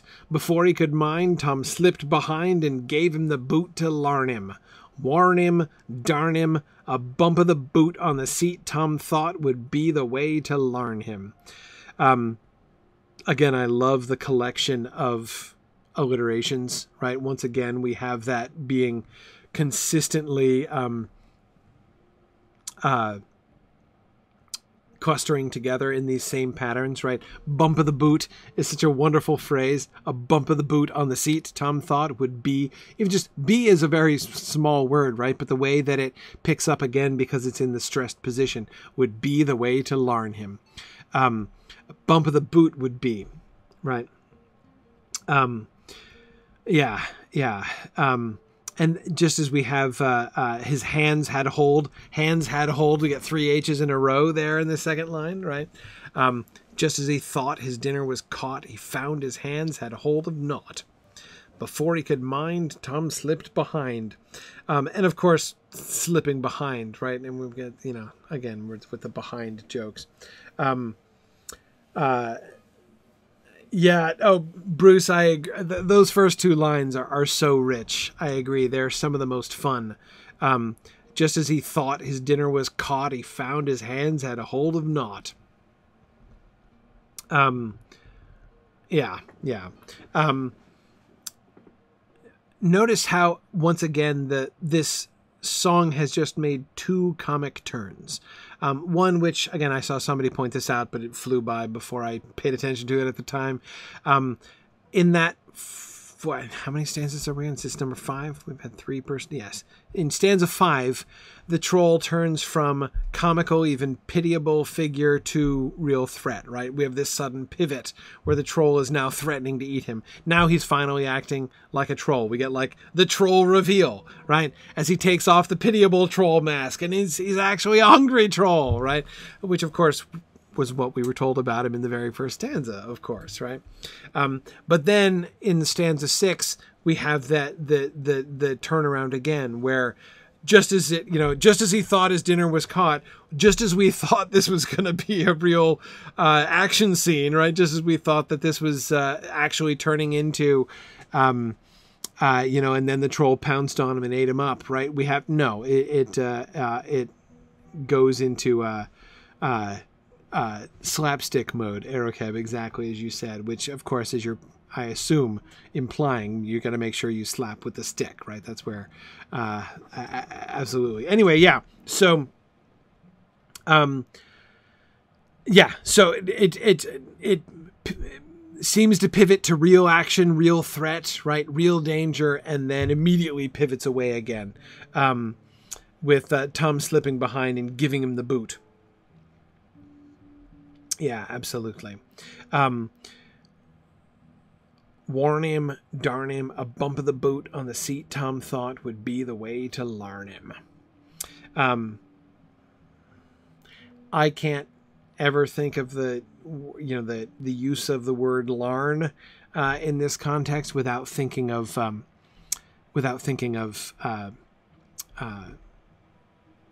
sorry, what's his name? Badger in Wind in the Willows. When he says they're going to go larn the weasels. Oh, well, learn him. He doesn't say larn. He says learn. But we're going to learn him. And, he's correct. Like, oh, what, Badger? Isn't that improper English? Shouldn't you say we're going to teach them? And Badger's like, no, we're not going to teach them. We're going to learn them. I can never forget that line. And, of course, I know how The Wind in the Willows is a big book, both for Tolkien and Lewis. And yeah, absolutely. Warn, darn, and larn are all clearly rhyming, right? So it does, it's not warn, right? It's warn. The boot to larn him, warn him, darn him. It really forces the accent, right? Absolutely. Tony, I agree. If Tom is a hobbit, his eluding of the troll's grasp is a little bit easier to believe.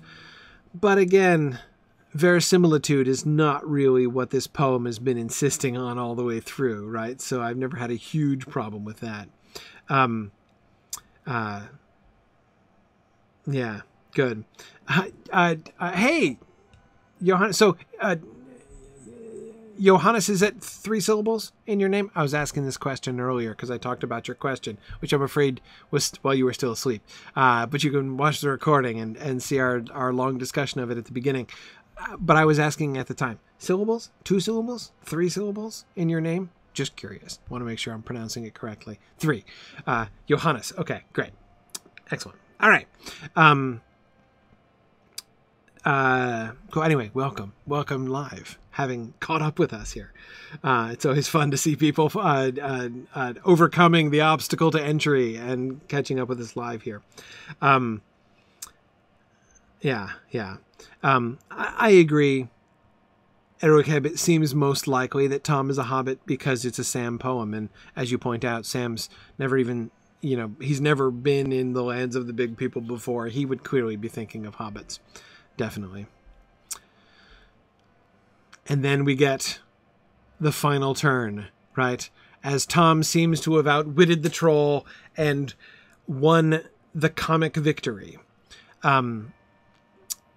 Only to have things turn around on him one last time. But harder than stone is the flesh and bone of a troll that sits in the hills alone. As well set your boot to the mountain's root, for the seat of a troll don't feel it. Peel it, heel it. Old Troll laughed when he heard Tom groan, and he knew his toes could feel it. I love the cadence of those first few lines. You notice that when Tolkien sang it, he slowed down in those 2 lines. But harder than stone is the flesh and bone of a troll that sits in the hills alone. Notice that there are lots of extra syllables there.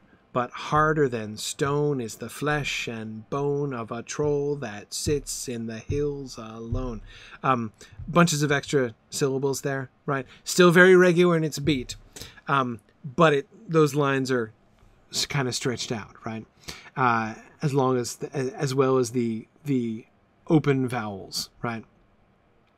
But I also like the we spend a lot of time we often talk about alliteration, right? And of course, alliteration is a big deal, often very noticeable. Tolkien clearly loves alliteration. And of course, given his experience with Anglo-Saxon poetry, that's hardly surprising. And yet, there are other things that I think we shouldn't totally forget about. So, for instance, in line 2 of this stanza, I really love how he plays with the terminal consonantal sound, right? Troll and hill. Of a troll that sits in the hills alone.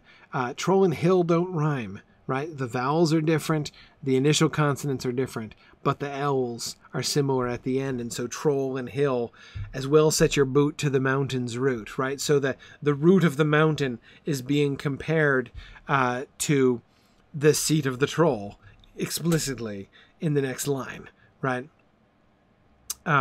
So the connection between the fact that trolls and hills, wait for it, have the same ending, right? It works, right? They end, those words end the same, just like the end of the troll and the end of the mountain, right? Their bases are the same. They're anyway. Do you see what I mean? Anyway, the point is, you can see him playing with sound in lots of different ways, not just in alliteration, though we still see that. Though it's noticeable to me that we don't get any of that notice in these first couple lines. The only potential alliteration is between stone and sits, right? Those are two different lines, so it's not very close, right? But harder than stone is the flesh and bone of a troll that sits in the hills alone. No alliteration, whereas those early lines, those first two lines in other stanzas were often dense with it, right? Like munched and mumbled, as we talked about before. The big boots, right? Oops, sorry, went the wrong way there.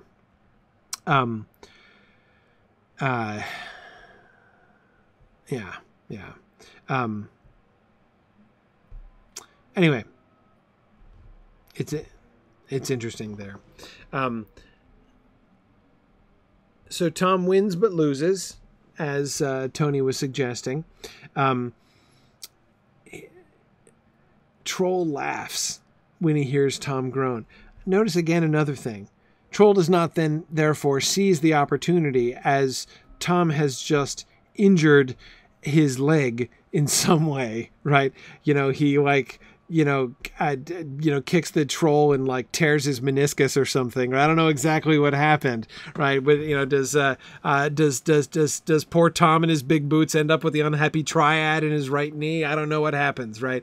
But in any case, right, he's injured himself in some way. You'd think that nimble Tom, who just slipped out from between the hands of the troll early on, troll might seize this opportunity while he's at least hindered, right, by his injury, to whirl about and grab him and can carry on with the achievement of fresh meat, right?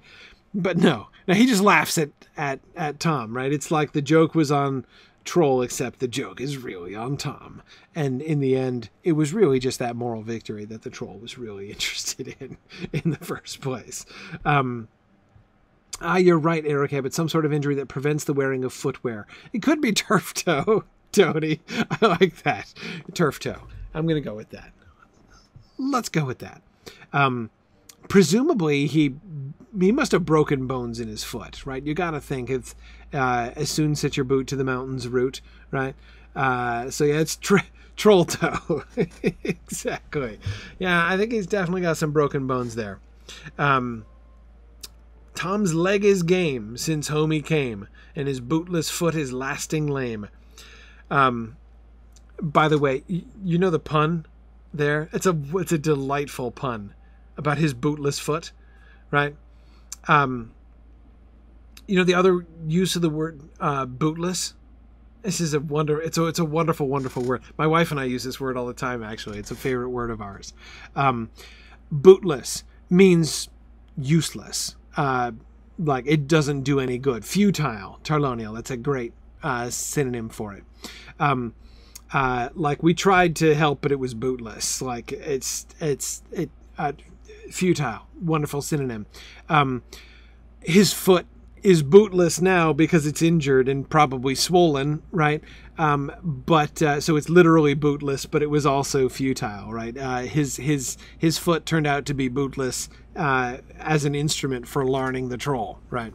Ever since I learned the word bootless, and it's one of those things, right? One of those ways, and I'm sure many of you have had this experience where you grow up with Tolkien, and so there are these words that you associate with Tolkien, and then you find out something, like you learn what it really means, or you hear somebody else use it, or so like the first time I heard like the other definition of bootless, immediately I'm like, the troll song, holy cow, like his bootless foot.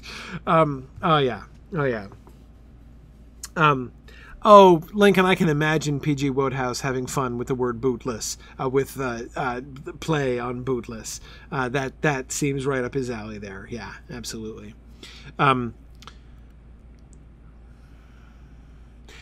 I have also always loved, I've always loved the,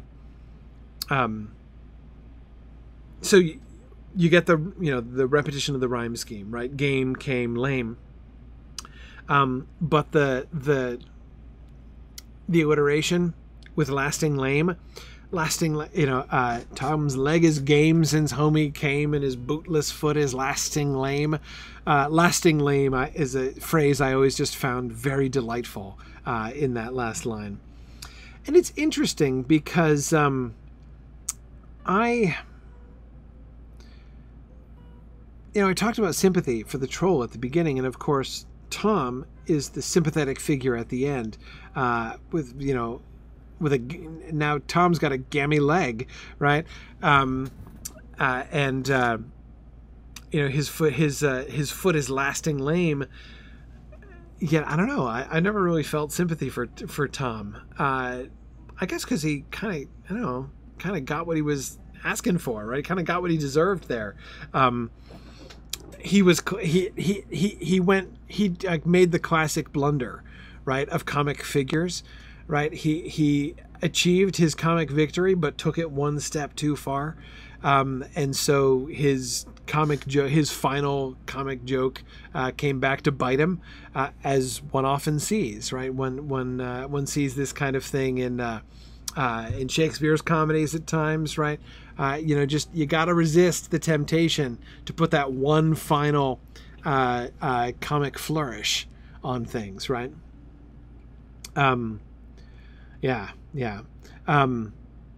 Anyway, with the bony boned from its owner, which ever since I discovered the other meaning of the word bootless, I often thought that the repetition of the word boned, using the word in both as a noun and as a verb, right, sort of playing on the two senses of the one word, is almost like a sort of a pointer, right, especially with the alliteration up to bootless. The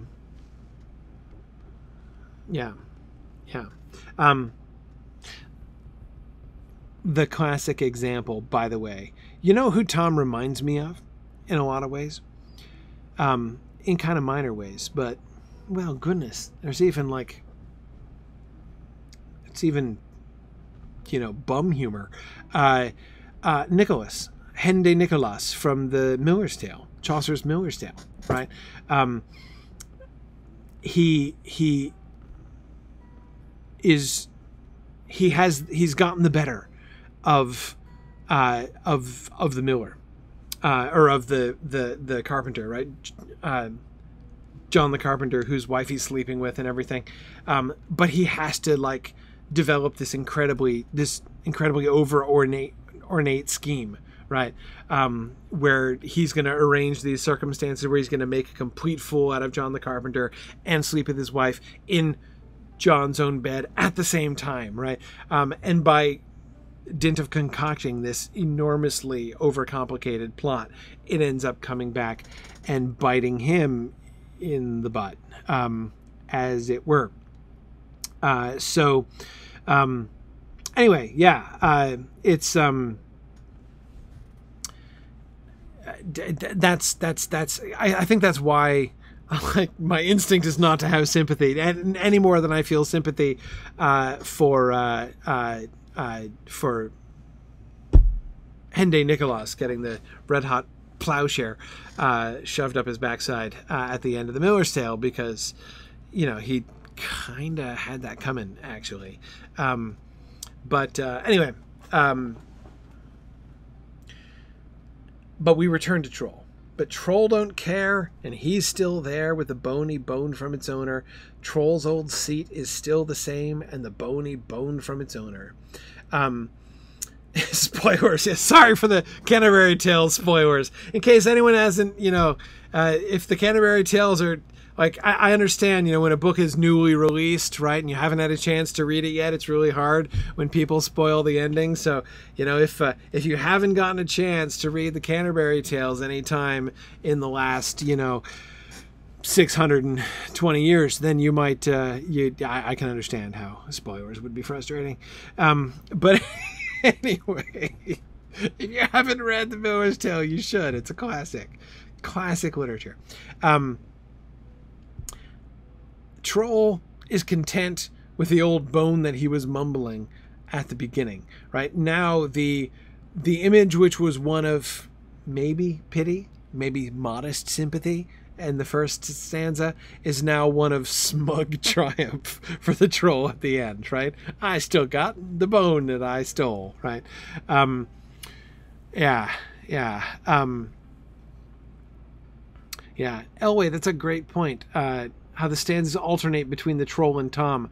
Our sympathies also switch between the Troll and Tom over the poem. Yes, the story here is all about the pivots, right? It does pivot in sort of, not exactly point of view, but in point of focus, right? Between, as you say, between the Troll and Tom, as we go from one stanza to another. And it's not just sort of looking at things from different sides or something like that, but we're always getting these sudden reversals and sudden shifts. That's the way, it's the comical shape of this whole story, right? Yeah, good. All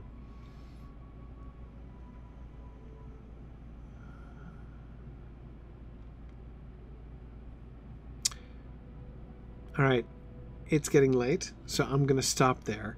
We didn't get to read Pero and Podex. We'll do that quickly. There's not too much to talk about. Most of the story is the same, but we'll look at a few interesting and important points, which you'll notice are very different next time. So we'll start off with that briefly, and then we'll move on with prose sections afterwards, we're totally not going to spend long on the source poem. But glad to dig into this poem. So many things in this poem that I've always taken for granted that I learned tonight. I had never really... I'd always been focused on the rhyme shape of these stanzas because, of course, it's very prominent, right? It's very hard not to be conscious of the continual rhymes here. But the alliterative shape, I think, is something that's really interesting that I feel like I learned here tonight. That I was really kind of paying attention to for the first time. So, and once again, you know, one of the morals of the story here is that, like, yes, that, you know, this poem is not sophisticated in one sense, right? It is simple. It is, you know, the humor is simple. The narrative is simple. The dialect is rustic, right? But that doesn't mean there aren't really interesting things to notice. That doesn't mean that Tolkien isn't playing with some things in still some kind of complicated ways, though it's not an ornate and complicated poem. Yet we can see a lot of stuff going on. And Mike, I totally agree with you. Simple can be hard to pull off well. So yeah, it's one of the things that's interesting to look at. Did Sam get the others to sing along, do I think? That's a great question. I don't know. I'm not really sure. By the end, yes, you think, Mike? Well, maybe. I wouldn't rule it out. Pippin is clearly the most likely to be singing along, right? Gotta be. Yeah, Bruce was just thinking the same thing. Tony says, not Aragorn. Yeah, probably not. Probably not. But Pippin almost certainly. Yeah. Fourth Dauntless, that is the other possibility, right? That everyone is so shocked.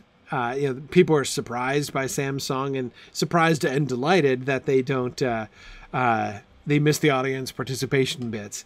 I can definitely see that too. Tora Marthan, I do agree.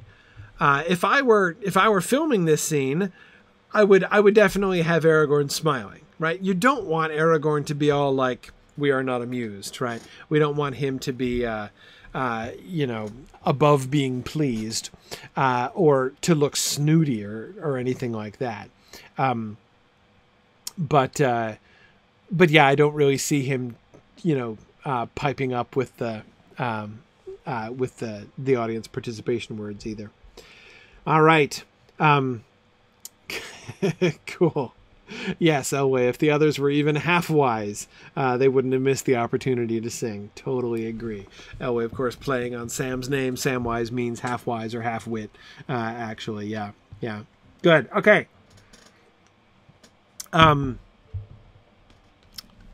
Thank you for joining me tonight. So this ends our book discussion here tonight. We're going to shift over to our field trip. Before we do, just a quick reminder. I think I announced this last week, but I just wanted to remind folks, if you're doing your holiday shopping, don't forget Signum this year. We have a special on our gift certificates for our anytime audit tuition. So if you want to give the gift of a Signum course, if you've got somebody, on your gift list who you have a really hard time thinking of cool things to give them, but access to one of the really cool courses in our course archives, make for a pretty cool and different kind of gift, which I know that many people would enjoy. So just go to signumuniversity.org. On our homepage, you can see the link there to the form to sign up for our anytime audit program, and you can get our gift certificates there at our short-term special price for the holidays. So just wanted to remind everybody about that before we went. Thanks, everybody. So I'm going to say goodbye to the folks on Twitter. Feel free to join us over at Twitch for our field trip tonight. And I'm going to say goodbye up there. Thanks, everybody. All right. The Drunkle design is on Redbubble now. Yeah. It's just a saucy text design, but it's there now. Excellent, excellent. Yeah. There's also some of the other Mythgard stuff I put up, like your mother was a seagull and your father drives a flying boat, and the one of Wigan going, don't forget to loot the corpses. Exactly. So. Yeah.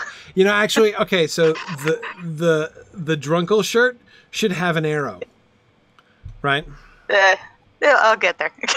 I like, and you could have like the arrow pointing up, right? Or you could have the arrow pointing to the side. I do have one that I have one that me and my brother came up with that has a finger, but it's a distinctly Elizabethan looking cuff on the hand, and it says, "I'm with Lackwit."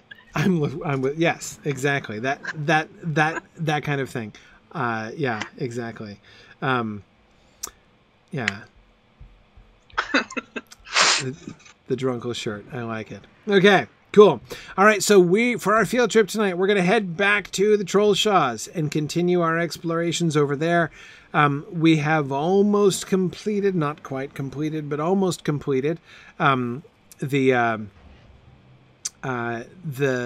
explorations of the places explicitly mentioned in the text. I think we have found all the places in the text so far. But yeah.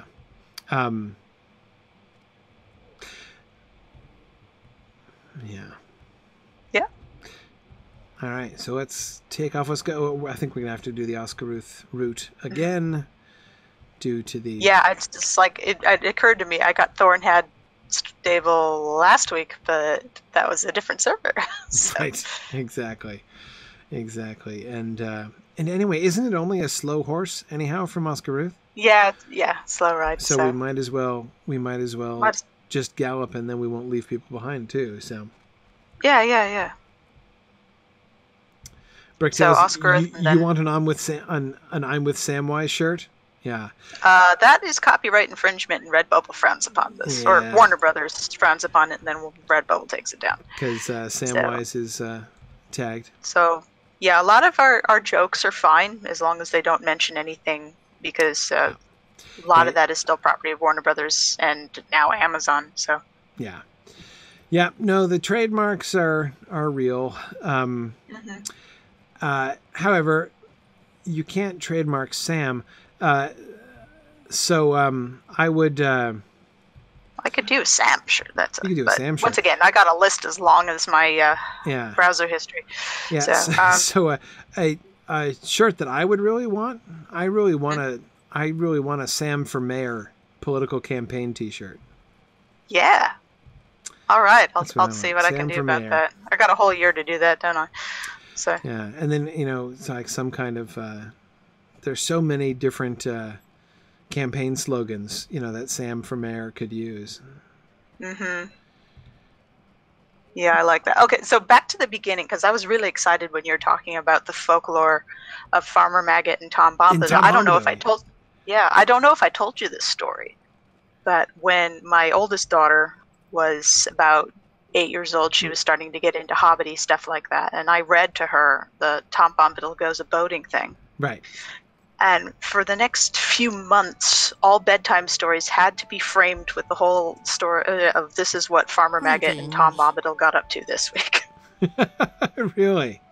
Yeah, she wanted to hear all about Tom Bombadil. Still one of her favorite characters, which, the continuing adventures, right? So you had to make up the continuing adventures of Tom Bombadil? Of just, the other forest creatures and spirits that Tom kept getting into trouble, all the bits of nature he'd have to wag away, and the, chasing Barrow-wights away and stuff like that. She really liked all that. Yeah. Yeah,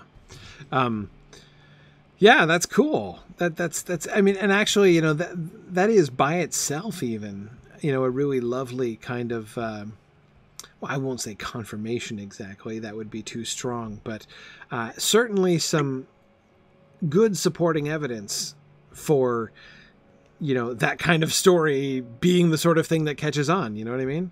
Mm-hmm. I think that it certainly makes it much, much easier to imagine that there would be a culture of that, right? Like I think we're good. We can take this here. Yep. But yeah, with Bruce's comment, it made me start thinking, maybe like the sort of stuff I was saying to Sophie would be like the kind of stories that you hear back there. Here's another story I might have heard that happened to Farmer Maggot and his friend. Right. Yeah. Yeah, I like that. Headcanon accepted. Yeah. So great idea, Bruce. Yeah, no, I think it's great. I mean, it was one of those things, I have to admit, like when I first saw, like, my first reaction to the beginning, I'm like, hang on a second. No, this isn't going to become an argument for like that it's really Tom Bombadil. Just like the comparison that I made, right? Where like, I always, I will occasionally, meet like the people who will really try to convince me that like the Arkenstone is obviously, Maedhros' Silmaril that like went into the earth and then like somehow emerges in the Lonely Mountain. And I'm like, just like, no, it is not. It cannot be. Anyway, so at the very beginning of Bruce's comment, I was like, we're not going there. Are we? Like, we're not really going to try to maintain that it's actually Tom Bombadil, that it's like demonstrably depicting Tom Bombadil in that song, that Sam is himself consciously imagining Tom Bombadil and putting him in the song. But then of course it ended up going somewhere way cooler and more interesting than that. Yeah, it sort of turned into, the Hobbit version of, the monomyth kind of thing. The cultural archetypes we have, the Jacks, the yes, yeah, the Johnnies, the Yvonne's characters, yeah, exactly. Hans, all the Hans characters, Yes, exactly. I mean, it's just I that idea is the thing that's most appealing to me, especially since, first of all, Tom Bombadil wouldn't even be the kind of character Like the stories about Tom Bombadil, you wouldn't think would be the kinds of stories. He's not like Jack the Giant Killer, you know, like he's not a character who does anything. He's really. too passive. Exactly. He's way too passive. He's fun, but he's passive. And so you wouldn't think that. So, but again, like his attitude, like the whole demeanor of Tom would be the sort of the core of the story. But just as you were pointing out right there with things like Jack and Johnny and things like that, like there are different kinds of associations that are built with these names, right? Like they become, they have a kind of iconic weight because they get associated, but it's not always the same. It's not always heroism, right? Sometimes it is. Like spunky underdog heroism from Jack, you know, the Jack the Giant Killer ethos, right?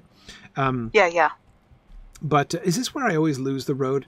Yes, it is. Yes. Because that bush, this bush is what always throws me off. Was this bush always here? Like glue this time. Yes. Well, I think it was in one of the newer... In the newer updates? This wasn't an original part of the road. Because I have no memory, like when I first came to the Troll's Jaws, I have no memory of getting lost here. This looks like someone is actively attempting to conceal the road here. I can't approve. It's probably the elves. The elves. Growing bushes in the middle of the road. Let's see. So hang on. Checking where we are. Okay. Looking at the map. Don't want to go too far. There's the stone. Yeah.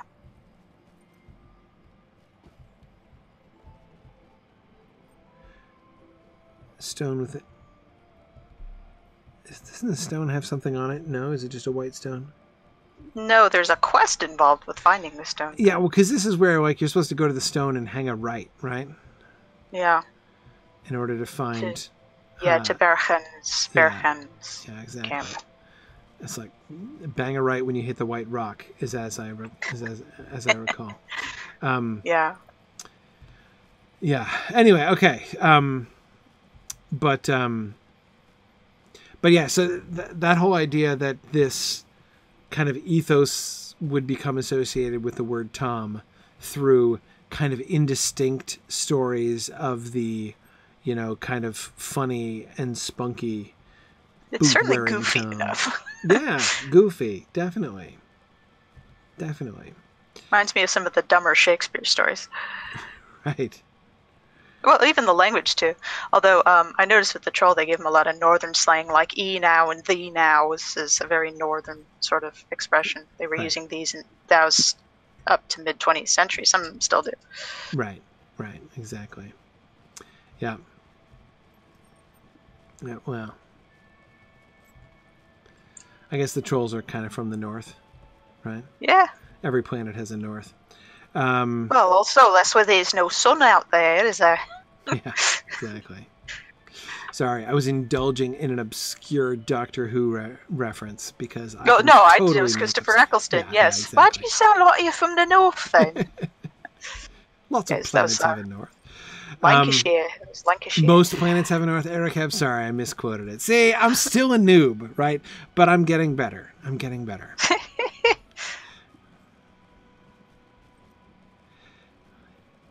By the way, I'm in year 3 of Tom Baker now in my watching of the classic Who. Fun diddly-un. I like that. I need to get back on it. My kids have taken a sidestep for anime right now. Right. Okay. Middle school, you know. All right. You gotta. All right, here's the next white rock where you're supposed to turn. Oh, this is the one I thought was wearing like a hat. He's got a loincloth with like a beauty pageant sash on it. Yeah, he's got the one shoulder sash, right? He's got a little strap over the right shoulder too. Yeah. Oh, and he's got like a dreadlock beard. It's a forked beard. Yeah, and he's got a barrel hanging from that sash. He's got a little like, yeah. He's got so that's like the troll drinking. Equivalent of a hip flask there. Well, they were drinking beer from the barrels. Right. Well, from jugs, which they were dipping in the barrels. Yeah, this is a cask. I think it's not quite a butt. Yeah, little not quite a butt. We can't. So you're saying we can't make another butt joke? Yeah, more butt here? jokes. There we go. Yeah, mother exactly. Right. No, that's where the word butt comes from. Comes from a type of barrel. The good type of barrel, right? Exactly. That's what they mean when they say a butt load. They mean a butt of wine. Right. Exactly. Yeah. It's yes. Yes. Like the kind that Prince was drowned in. Exactly. Yes. Who was the butt of Malmsey? Clarence, butt of Malmsey, wasn't it? Clarence, that's right. Duke of yes, Clarence, that's right. Drowned in the butt of Malmsey. Malmsey wine, that's right. Yes. Yes. My Shakespeare troupe friends will be happy I brought that up. Cool. Okay, so I'm not remembering. Are there right, there are ruins up there on the hill. There are none down here. This is bears, right? No, this is bears. It's just chock full of bears. Bear caves, yeah. Just bears. I think we can go around that. Yeah. All right. Okay, gazebo on the hill. Yeah. Oh, you're looking at the gazebo. Rudaran gazebo. Yep, Rudaran indeed. Okay.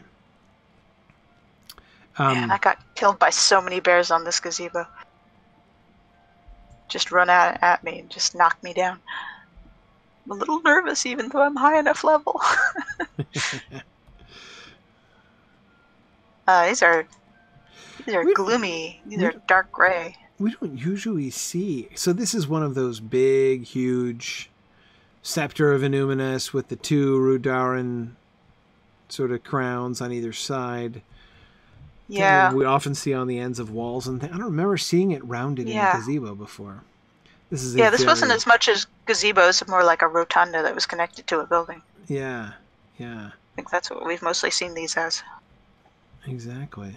I don't see anything else around. It looks like a freestanding gazebo, or at least a tower, perhaps? Yeah, nothing until those ruins on the hill up there. Yeah. Yeah, and I mean, you could see how, I mean, if you cleared out some of these trees, this would have been a nice view. Hard to see. There's lots of, it's a obscured position, but if you kind of get around the trees... Yeah. It's... I really don't see anything. Yeah. So there were... I think it was Harangil on the discussion board was complaining about my over-analysis of the ruins and things in the Lone Lands. And first of all... do I come to like big conclusions on very small amounts of evidence? Of course I do. What's the fun of not coming to conclusions just because we don't have much evidence? What are we going to wait for further archaeological study, right? Are we going to be able to like come back with like superior equipment and uncover more data? Like this is all the data we got, man. So like, what else are we going to do with it? But we can't carbon date it. Exactly. And also there was someone who was talking like, we already know where the boundaries are. So like, why speculate about where the boundaries are when like we're told where the boundaries are in the book? Well, yeah, of course the book has one sentence on this, right? But that's the kind of fun thing about the whole adaptation project of the game is not just that it does different things or new things or messes stuff up or however you want to talk about it, but that they make the story world, which is in a sense, of course, static. Even the narrative is static in the sense that it's sort of, narrowly focused on the one story and always tells the same story every time. Right. But to make that world into a dynamic world that you can explore and look at and of course, to fill in blanks, which are not filled in, not omitted, not accidentally left behind or something like that. But so, I mean, yes, he gives generally what the boundaries were at one point, the primary boundaries of the kingdoms of Cardolan and Rudaur and Arthedain. But what's interesting is that we to see what the things that they suggest, what the placement of the ruins suggest, we can kind of walk through the world here and get a much more dynamic sense of like, how did this play out? Like, I love the way that we're getting, especially here in the Trollshaws, seeing all these Rudauran ruins and Rudauran ruins of different kinds, like this one here. of different kinds than we were seeing, say, in the North Downs. Think of that fortress right near the nearest one to Weathertop, right? The nearest Rhudaran ruin to Weathertop, the one with all the half-orcs in it, right? Yeah. Anyway, it's this is of a very different kind, right? And so we can kind of stroll through these lands and begin to kind of get a feel for like the way the Civil War played out, you get kind of a taste of the whole character and history of the realm of Rhudaur, right? And that's cool. That's really neat. The developers had to make a timeline. Absolutely. That's Absolutely. an impressive undertaking. Yeah, and even if it wasn't even something they were undertaking, maybe they didn't plan that. Maybe they didn't think about that. I don't know for sure. But well, I'm not bothered one way or the other. Exactly. You can make a timeline of it, and it works, and it's cool. And that's the fun thing here, right? So anyway, so this is why I'm obviously could not be less fazed by lack of evidence. Though the coolest point in Hyrangul's post, though, I will say, is that he was pointing out a potential, not conflict exactly, but a data point that I missed in my Arthedain to the south of the road, Rhudaur to the north of the road observations, is that I think he said underground in the dwarf bits in the Lone Lands, which are south of the road, right? We were only looking at the above ground ruins, but in the dwarf places underground, he said there were some Rhudauran symbols. Oh, yes, there. the one the dwarf was standing in front of. Yeah, exactly. We didn't go underground there. And he said there were some... We did for a part because it was connected to the stuff that was on the hill where the dour hands were. Right, yeah, and but very briefly. The other half where the agony towers are. Right. But anyway, I thought it was cool that there were some Rhudauran symbols. I mean, first of all, it suggests, as one would expect, that frontiers change from time to time, that, there was like an incursion, and especially at that point in the Lone Lands, like to go back to let me go back to the map here for a second. Let's click on the Lone Lands map here. Okay, so the dwarf part is right here in the middle, right south of Nine Eniv here, as it's given north of the road there. So, in other words, right here in the middle of this whole section.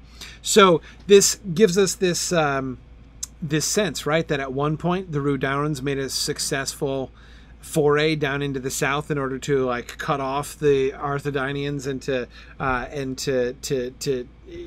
increase to sort of break this cordon, right? I love that, right? Or maybe they sneaked down. Maybe there was this like literally underground sort of like secret spy route, hideout, a bandit hideout of the Rhudaurans there in Arthedain territory. Who knows? But either way, either one is a really fun story to think of. And again, that's what I love about the way the landscape in Lotro works. They pay plenty enough attention to the history that Tolkien gives in order to construct these lands in a way which make enough sense that they suggest narratives like this, right? They suggest stories, specific stories that fit within the overall schemas that Tolkien gave, which is really fun. Yeah. So anyway, once again, props to you guys, developers. Exactly, as always. Oh no, wait, more elvish bushes. Wait, the road has vanished. Help! I'm lost again. No, just go around the base and just keep following the line of the hill. But still, like, man, this is like a malicious band of bushes just thrown up across the road. A shrubbery. Yeah, so I think these were definitely part of the cosmetic makeover that Trollshaws did. Yeah. Because I mean, back when I was doing my my what do you call it? My completionist Trollshaws maneuvers. I came up here a lot, of course. So yeah, that's right. I would remember those bushes. How can I be? I have no memory of these bushes. Yes, those bushes were so not there.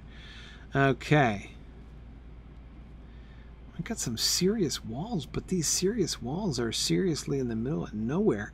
On the outer perimeter, where you would expect to find walls, we just have a colonnade. Now, again, this is a fairly, a good position in the sense that it's got natural steep cliffs here that it's on, so you don't necessarily need walls. But in this way, it's like the same phenomenon that we were seeing up, where the worms were and all those trolls up on that cliff hill in the middle of the North Trollshaws up there.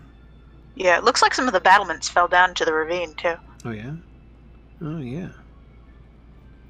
Oh yeah, definitely. It's the Bears Tower now. Right. Right. Yeah, so again, now here this looks kind of Tinadir-ish, right? Sort of hidden fortress city from this side.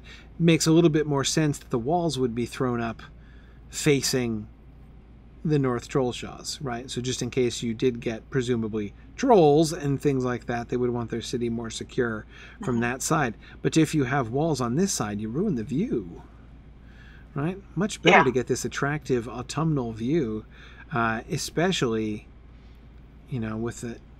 What time of day is it? Right. Yes, the sun is about to rise. Right. Exactly. It's dawn. Yeah. So we're now getting that's of course rosy fingered dawn that we're seeing peeking over the sky there in the south and east. So obviously you want to be able to look out on the rosy fingered dawn if you're living here in Thorinhad in the olden days, so you don't make walls on that side. Yeah. Makes perfect sense. Also, depending on what the trees are doing at the time, it helps you keep an eye on the Fort of Brunnen, too. Right. Yeah, exactly. As we were saying, it's hard to imagine. Well, the elves wouldn't clear-cut the land, but there's not to say that the Rudarans wouldn't have. Yeah. Yeah, it doesn't... Also, wintertime would give you a better vantage. It's true. Though there are enough evergreens that it would still be obscured, I think. And anyway... That's true. What's the direction of the fort? Let's see. Right now I'm facing the direction of the fort. Oh no, there's a hill in the way. I don't think... Or is that the hill on the other side of the fort? Maybe it is. I think maybe it is. Okay. Yeah, we're definitely looking at some foothills of the mountain ranges. Yeah. Yeah, I think so. Okay. All right, cool. I love how the dwarves are set up in this like walled-in little enclosure over here. Like we can have our own camp and pretend that we're not surrounded by elves. Right? This is this is kind of fun. Keeps that stench of soap away. And here we go. One of my biggest fanboy moments. Eladon and Elrohir. So Elrohir has got some pretty big boots, you have to say. Both of them are really...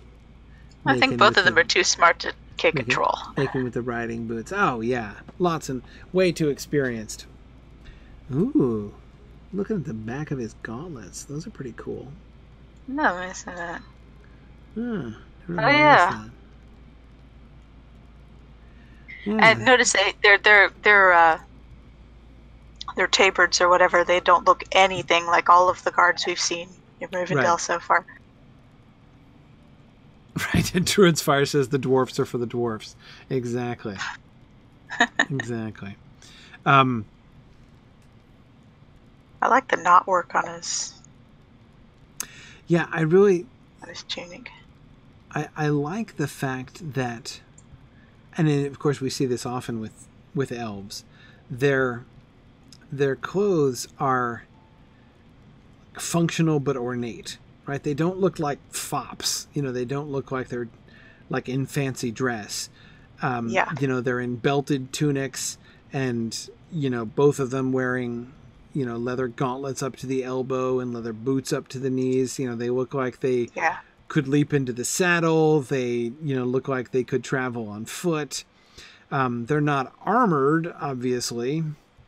Mm-hmm. They are wearing sort of fetching They might be capes. Underneath their shakards or something like that. They might have some leather or something under it. Right, they are wearing capes, but they have hoods. Do they both have hoods? Yep, they both have hoods. So those are also practical garments that would help to keep off rain and things like that. So again, you know, it's they're awfully pretty and colorful. Not exactly designed to blend in, especially Oro here over there. Like, you know, Mr. Powder Blue over there is not exactly after Labor Day.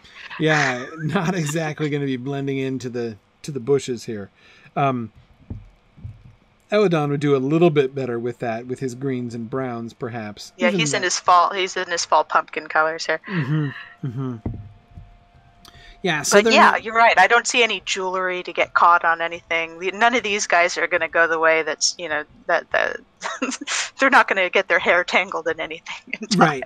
Exactly. Yeah, it's true. Even their hairstyles, hair pulled back sensibly, right? It's not going to go flying around. Yeah.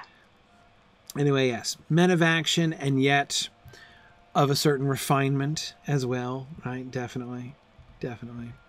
Metro action man. Yes, exactly. And roasting meat, standing around a campfire, which is actively roasting meat. Well, if you're going to be surviving in the wild, you need protein. It's true. I know that some people sort of question, and even Lotro kind of plays into this some with the way that when you're playing an elf, you can't target animals to kill them. I think that's more of a courtesy, because, you know, you're more aware of the animals, where a human will just step on a bunny rabbit and be like, uh-oh. Right. Yeah, but I mean, like, you can't, you know, so like if you're playing a human or hobbit character, you can target like the local rabbits and kill them if you choose. Yeah, but you don't get anything for it. No, you don't get anything for it. But the point is that Lotro developers made elves incapable of doing that. Like, elves physically can't target those animals. Did you ever notice that? I noticed I couldn't target them accidentally. I did not know if I could not intentionally hit them. I don't think you can. You can't. I think it is physically impossible. I mean, maybe they can be caught in an AoE effect or something like that. Yeah, they'll set off your traps for sure. Yeah, but you can't. As an elf character, you can't target. You can't, like, just go with your, you know, draw your sword and go over and hack up a bunny. Whereas you can do that if you're a human or a hobbit. Anyway, so even in that way, you know, Lotro is kind of playing into the, like, gentle elves who would not harm, you know, other living creatures and things. Needlessly. Yeah. Okay, I see. All right. Yes. So, Tora Marthin clarifies, you can click target them, the animals, and you can emote them, but you can't tab target them, which is what I always noticed playing an elf. Yes, that's it. And they are immune to all your attacks. So, yeah. Okay. Yeah. It sounds more like you can't harm them needlessly. Right. I think exactly. That's what it falls into. That's why these guys are chowing down on probably, you know, a rabbit or a boar or something out there. I'm going to say it's probably one of those piggies that were hawking around. Sure. No, and it's interesting. I mean, I don't like object to that, but it does. I mean, I've often talked with, you know, Tolkien readers who sort of assume that all elves are vegetarians, you know, that, like, elves wouldn't kill things and hobbits wouldn't kill things. Well, like, no, they do, right? They do. They hunt. They hunt. You know, the Elven King goes out hunting a lot in The Hobbit. That's when Bilbo's able to sneak out. Chasing a dang deer. Yeah, exactly. That was a major plot point in The Hobbit. Exactly. So yeah, no, they definitely hunt and they definitely eat meat. But I think it's kind of gutsy for that reason to have Eladon and Elroy here standing around a campfire with meat actively turning on a spit. It's also the difference between survivalists and people who, you know, are at home with their larders and can pick and choose. Right, exactly. Bricktails, yes, Baron is the one who is explicitly described as being vegetarian because of his active, like, friendship with animals. Like, he becomes the ally of the beasts, and the beasts become his friends. And so, yes, Baron is a vegetarian. And Bjorn we know. And Bjorn is a vegetarian, yes. Yes, we don't see him eating any meat. I mean, again, has beasts which are his friends, whom he's not going to eat. Would that mean that he would not kill deer? I'm not 100% sure that Bjorn would not kill deer, but they're not described as eating meat in his household, certainly. Yeah, everything he offered was a vegetarian option. Yes, bread and for honey, principally. Yeah. And he said, and he specifically told me he doesn't eat doesn't eat or kill his friends or something like that. Yeah. Right. Exactly. Like but he is pretty fierce and not necessarily. I'm not convinced that all animals are his friends necessarily. Yeah, we don't know. We don't know what he does in his bear form. Yeah. And that's just it. It all comes down to physiognomy. We don't have a textbook to describe how elves derive power from food. For all we know, they photosynthesize, and it's not covered because it's not necessary to know this. Right. Well, obviously they wouldn't, because the sun was invented long after they came around. So. Right. Yeah. Cool. But still, yeah, it's like until I have a textbook knowing how they convert, food to energy in their small intestine, we can't assume anything.